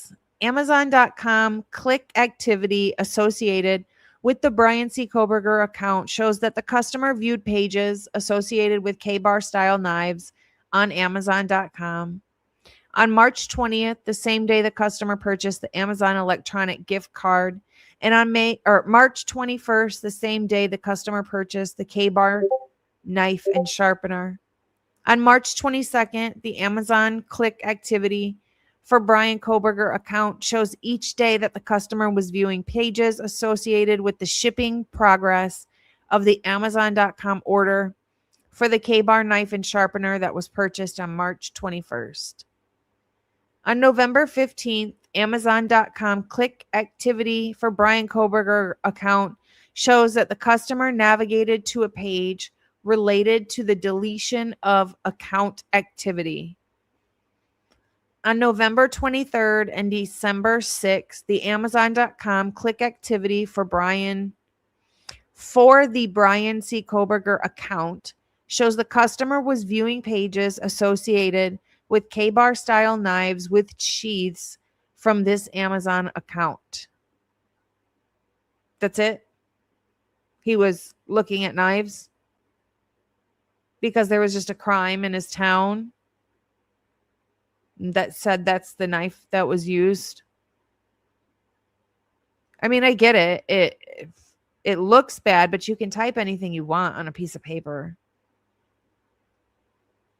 I get it. I get it. I get it. I just don't believe it. Just like it was on the floor. I would like to see the receipt, the actual receipt, not just typed out words that says Logan went to school today. I want to see that where she clocked in, right? And was there. Not just the words on the piece of paper. Why couldn't they provide that? Right. It also doesn't prove guilt. But why can't they provide the receipt? Why can't they show the click history? Honestly, I don't care about the click history. I really don't. But yeah, it just doesn't prove much to me. I want a receipt.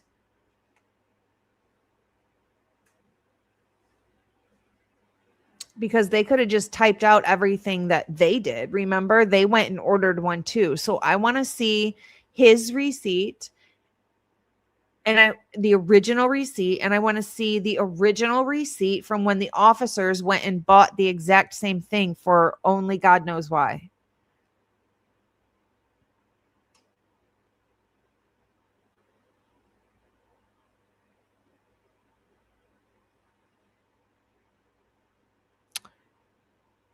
What's this about?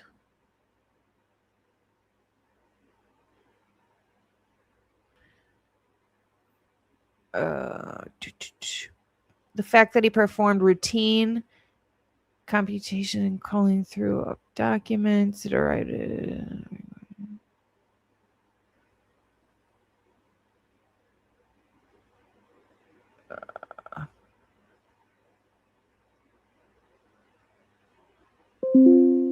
for the Bryan Kohberger accounts, blank can discuss certain transactions, ATM withdrawals.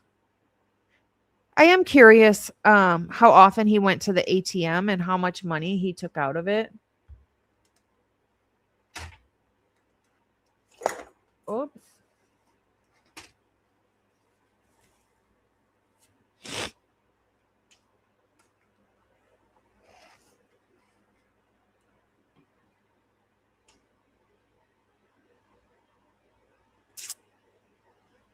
On March 21st, the customer purchased K-Bar, blah, blah, blah, blah, blah, blah. And on the same day and time he purchased, we already read that. We already read that. I mean, they don't list like a tracking number. They don't list a receipt number, a purchase number. They just say it's literally the same thing on this piece of paper as them saying, "Yep, Bryan ordered a knife on Amazon." Same thing. There's no proof. No proof in it.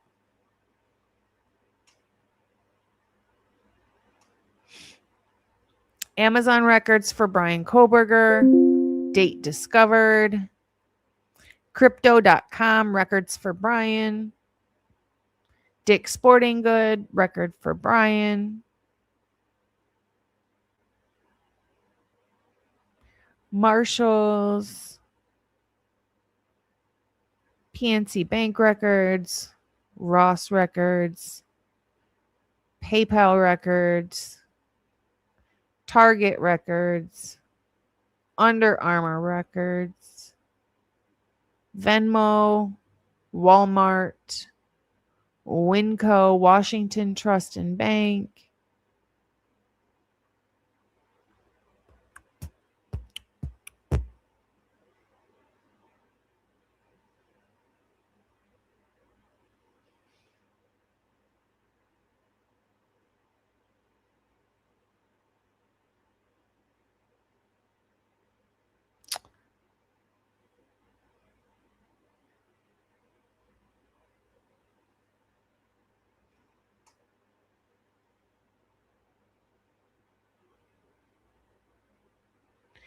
And that's, oh, we're getting down to the bottom here. Amended supplement expert disclosure, Lawrence Mowry. It is anticipated that Mowry will provide testimony that during his review of the following devices, he did not find any connection to Bryan Kohberger on Kaylee's MacBook.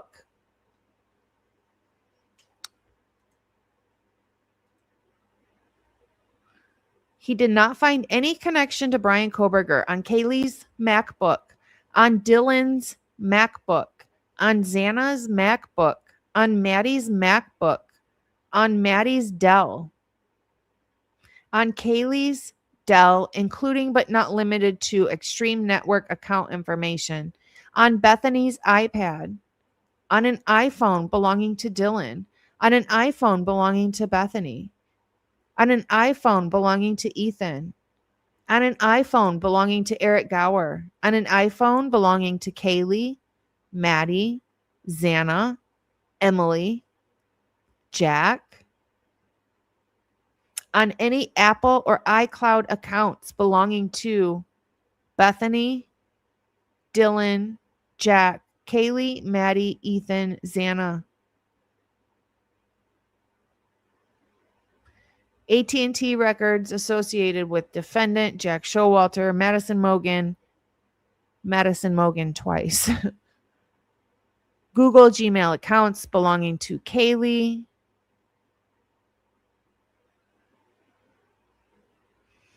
Google geofence for latitude. DoorDash records.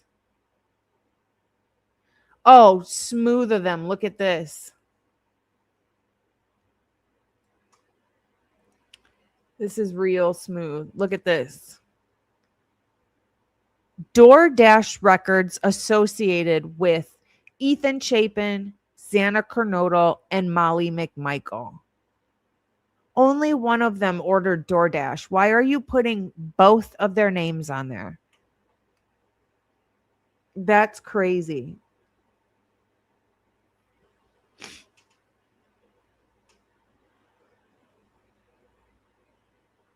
TikTok accounts for all of them. T-Mobile records. Tower dump. Account records associated with only one phone number for Molly McMichael. Reddit accounts for Kaylee. Uber records for Eric. Verizon records for Ethan, Bethany, and Jack. Yahoo accounts for Kaylee.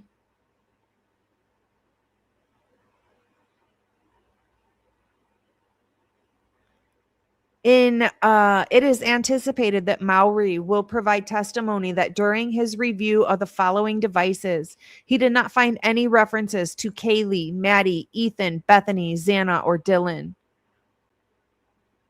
The Reddit accounts that belong to Bryan, Bryan's Amazon account, Bryan's Dropbox account, Bryan's Microsoft OneDrive, Bryan's Strava account, Bryan's Twitter, Bryan's Yik Yak, Bryan's YouTube, Bryan's entire computer,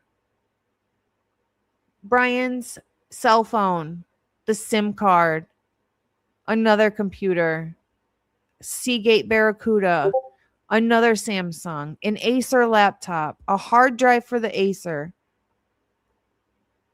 the data acquisition from Hyundai Elantra belonging to Bryan Kohberger.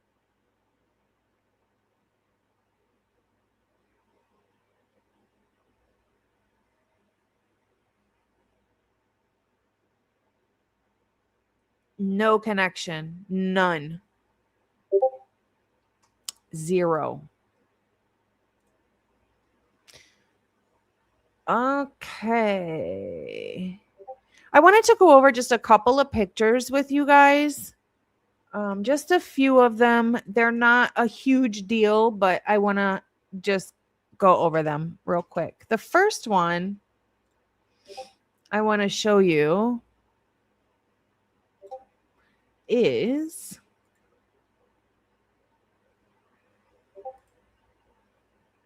this one. because I want you guys to see. I gotta hold on.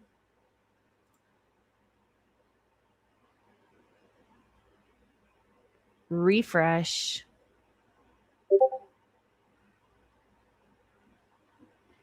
And make larger. Okay, I gotta remove the chat real quick. Do you guys see what I see?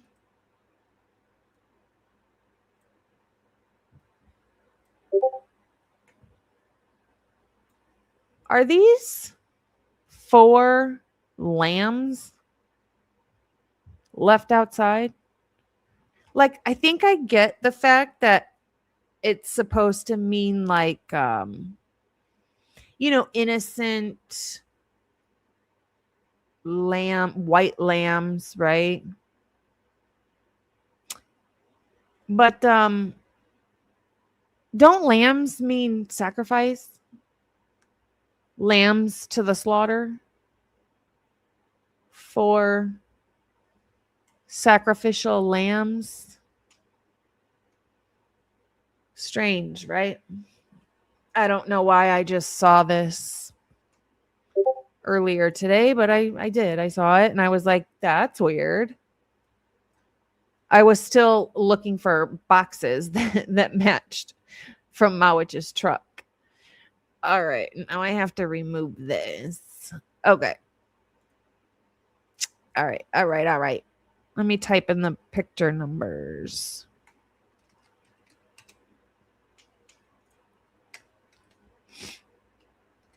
Oh, yeah. This one that I'm going to put on the screen is... Make it bigger. Make it bigger. Make it bigger. Can you make it bigger? Can you make it bigger? I just want to show that 2 things from this picture. Do you guys see these circles? There are these circles. I don't know if you can see my pointer here, but like this big circle here, but there's no blood in the middle of it. And they're everywhere. Look at all these circles that have a dried outer ring, but the inside is missing. There's so many of them. Wouldn't that say to you that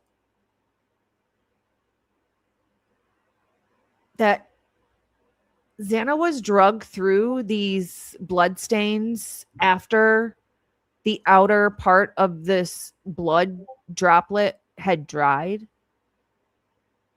Because how else would you get smeared blood, but the outer part of the circle, the blood droplet, is dry and it stayed there? And you can even see the direction that either she was drugged through or somebody tried to wipe it up or something, because these, the one that's right here in the middle, these were drugged through towards the bed, and these were drugged through towards the left.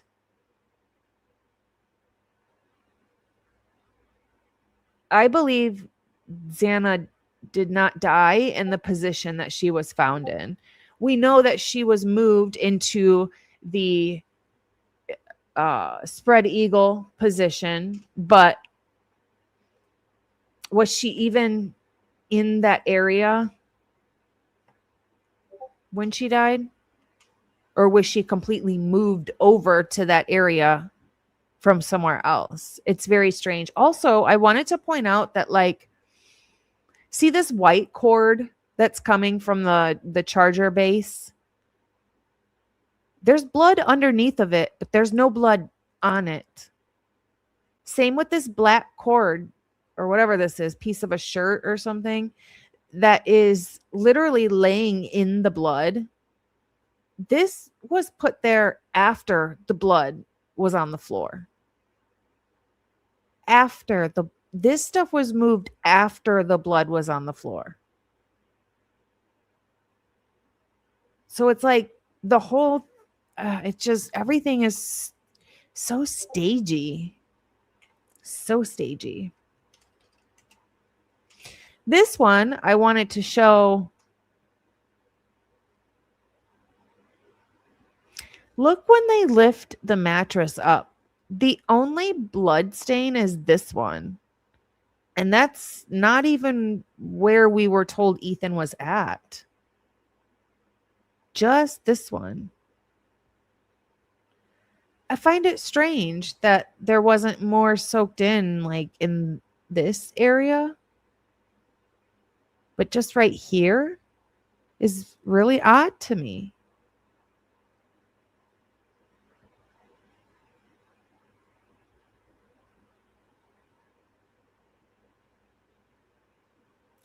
And then I'm sitting here like, this, I don't know, this just doesn't make sense to me.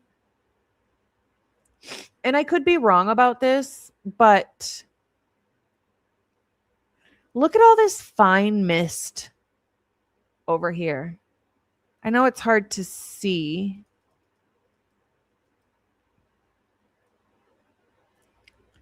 Look at all this fine mist over here.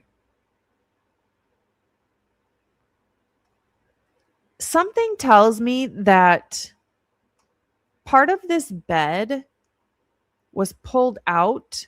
And I think it's very possible that somebody went on the side of the bed in between the wall and the bed to get to Ethan. I think that's really possible.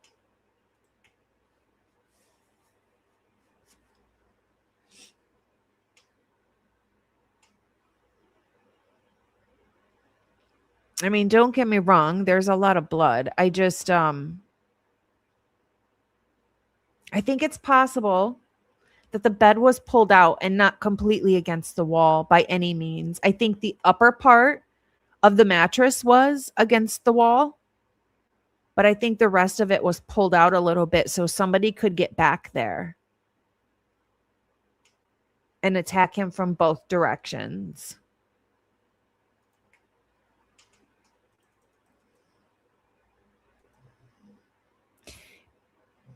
It just doesn't make sense to me.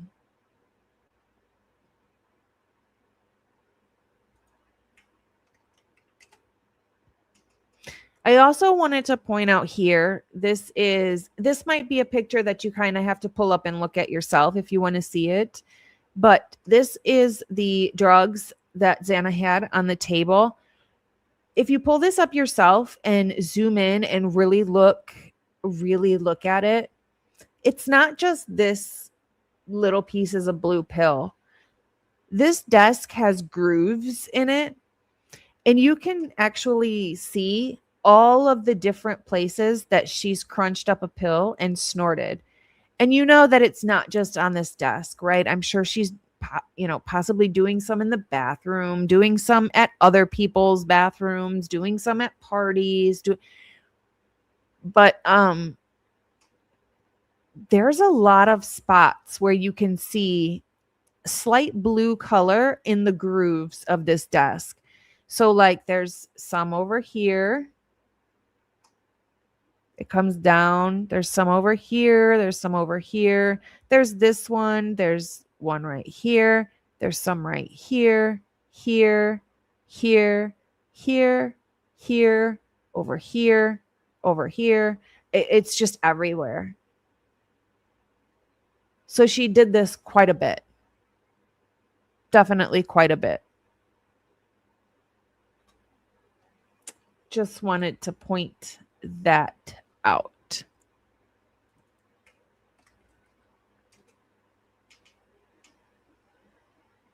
Oh, this one, I wanted to show you that. Look at this. I'd actually never noticed this before. Look at all the Amido black in this doorway. It's on the corner of the door. It's all over the corner here. It's all over down here. It's in this corner. It's on the bathroom corner. So it looks like Why would they spray this corner? Or did they do the whole thing and the only part we can see is this area? Did they clean it up? Did they actually test? There's a tiny, tiny itty bitty spider on my mic. It's so tiny, you can barely see it. That's funny. Did they,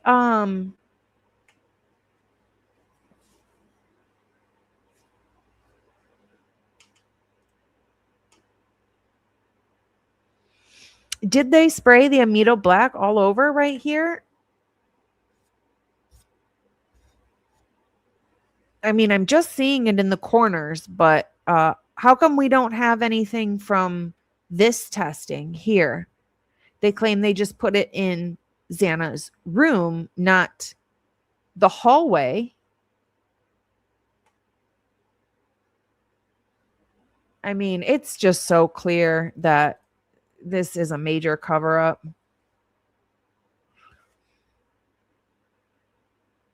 Those are the pictures I had for you. I think everything else we're going to go ahead and do on Friday.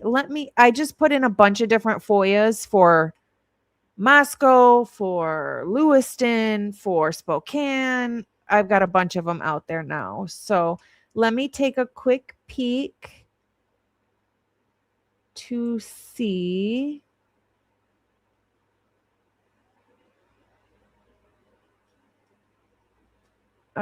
If we got the black knife request back yet.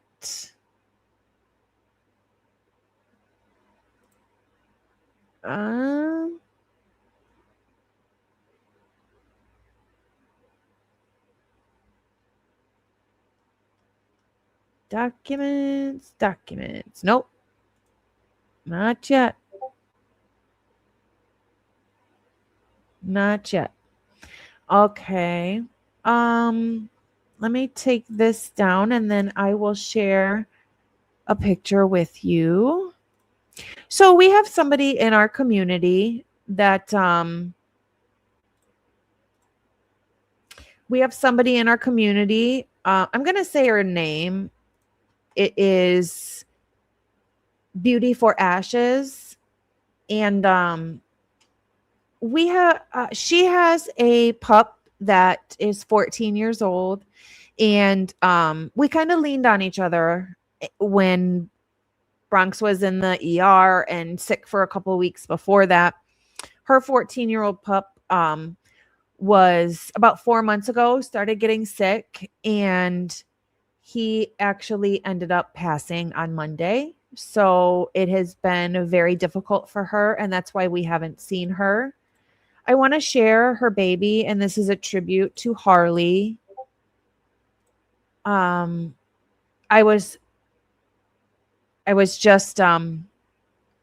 found out today, actually, and I have been in tears all day because we did lean on each other quite a bit in the last couple of weeks. So very, very sad, very sad. Nothing can prepare you for that, no matter if they're sick or not. So we just want to say that we will see you soon, to Harley. And thank you for sharing. This makes me so sad. I know it's ridiculous, but this makes me so sad. So, Beauty for Ashes, we just want you to know that we are here for you. I'm sure she's not watching. I know she's really having a hard time. So if we could just say prayers for her healing and for some peace, that would be great. She had Harley for 14 years. Could you imagine? You know, Harley had a great life, and the day before on Sunday, Harley ate like a big meal and was jumping up on the couch with her, and he'd been sick for a while. So I felt like that was him, you know, showing her one last time how much he loves her and giving her one last good day for him. So we are so sorry for your loss, and we are here for you, and we love you, and we love Harley. So everybody have a wonderful evening. Do something nice for yourself. Be kind, but more importantly, be kind to your fur babies. Oh, also, sorry, now I'm snotty and gross. Also, I'm working on a new outro for the channel. So, also, if you've gotten any merch from this channel recently, if you could please send me an email of the merch to my BronxTails True Crime at gmail.com. I want to put together a little merch picture thing. So I know some are waiting on some, and I know some just got some. So if you could shoot me over a picture, that would be great, because I want to show you guys off. So thank you for the purchases on the merch store. Don't forget, we do have a merch store. It's printify.com. So, alrighty, guys. We love you very much. Have a wonderful evening, and we will see you on Friday. All right, guys. See you later. Oh, wait. Yeah. Thank you, everybody. Hold on. Yeah. Thank you to everybody who donated today. I appreciate you so much. It's so very helpful. Thank you for everybody who tuned in, and thank you to our mods, because you are incredible. We will see you on Friday. Bye-bye. Yeah. Bronx on the scene, nose to the ground, reads every scratch, every step, every sound. Dust on the boot, mud on the cuff, one wrong move and he calls you bluff. He found a lie in the turn of a face, found a fresh print in an empty place. Tail up high when the story won't blend, he don't bark loud, he just gets close. Damn, sniffing out facts, no room for slack. Truth in the crack, now we don't look back. BronxTails, chasing truth through the rails. BronxTails, corruption slips then fails. Sniffing out facts, uncaging the truth. Corruption on a tight leash, and he's pulling it loose. Hey. Idaho nights cold, over the floor, 4 names heavy in the whole town. So Bronx in the weeds where the silence stayed, digging for proof in the tracks it made. He found the gap in the masked up tail, found the bent clue in the buried trail. Bone white truth in the folder stack, one clean set in the case swings back. Sniffing out facts, no room for slack. Truth in the crack, now we don't look back. BronxTails, chasing truth through the rails. BronxTails, corruption slips then fails. Sniffing out facts, uncaging the truth. Corruption on a tight leash, and he's pulling it loose. One paw print, one torn thread, one false alibi, falls dead.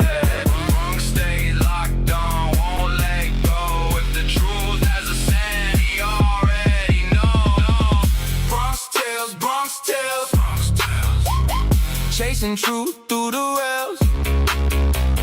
BronxTails, corruption slips then fails. Sniffing out facts, uncaging the truth. Corruption on a tight leash, and he's pulling it loose.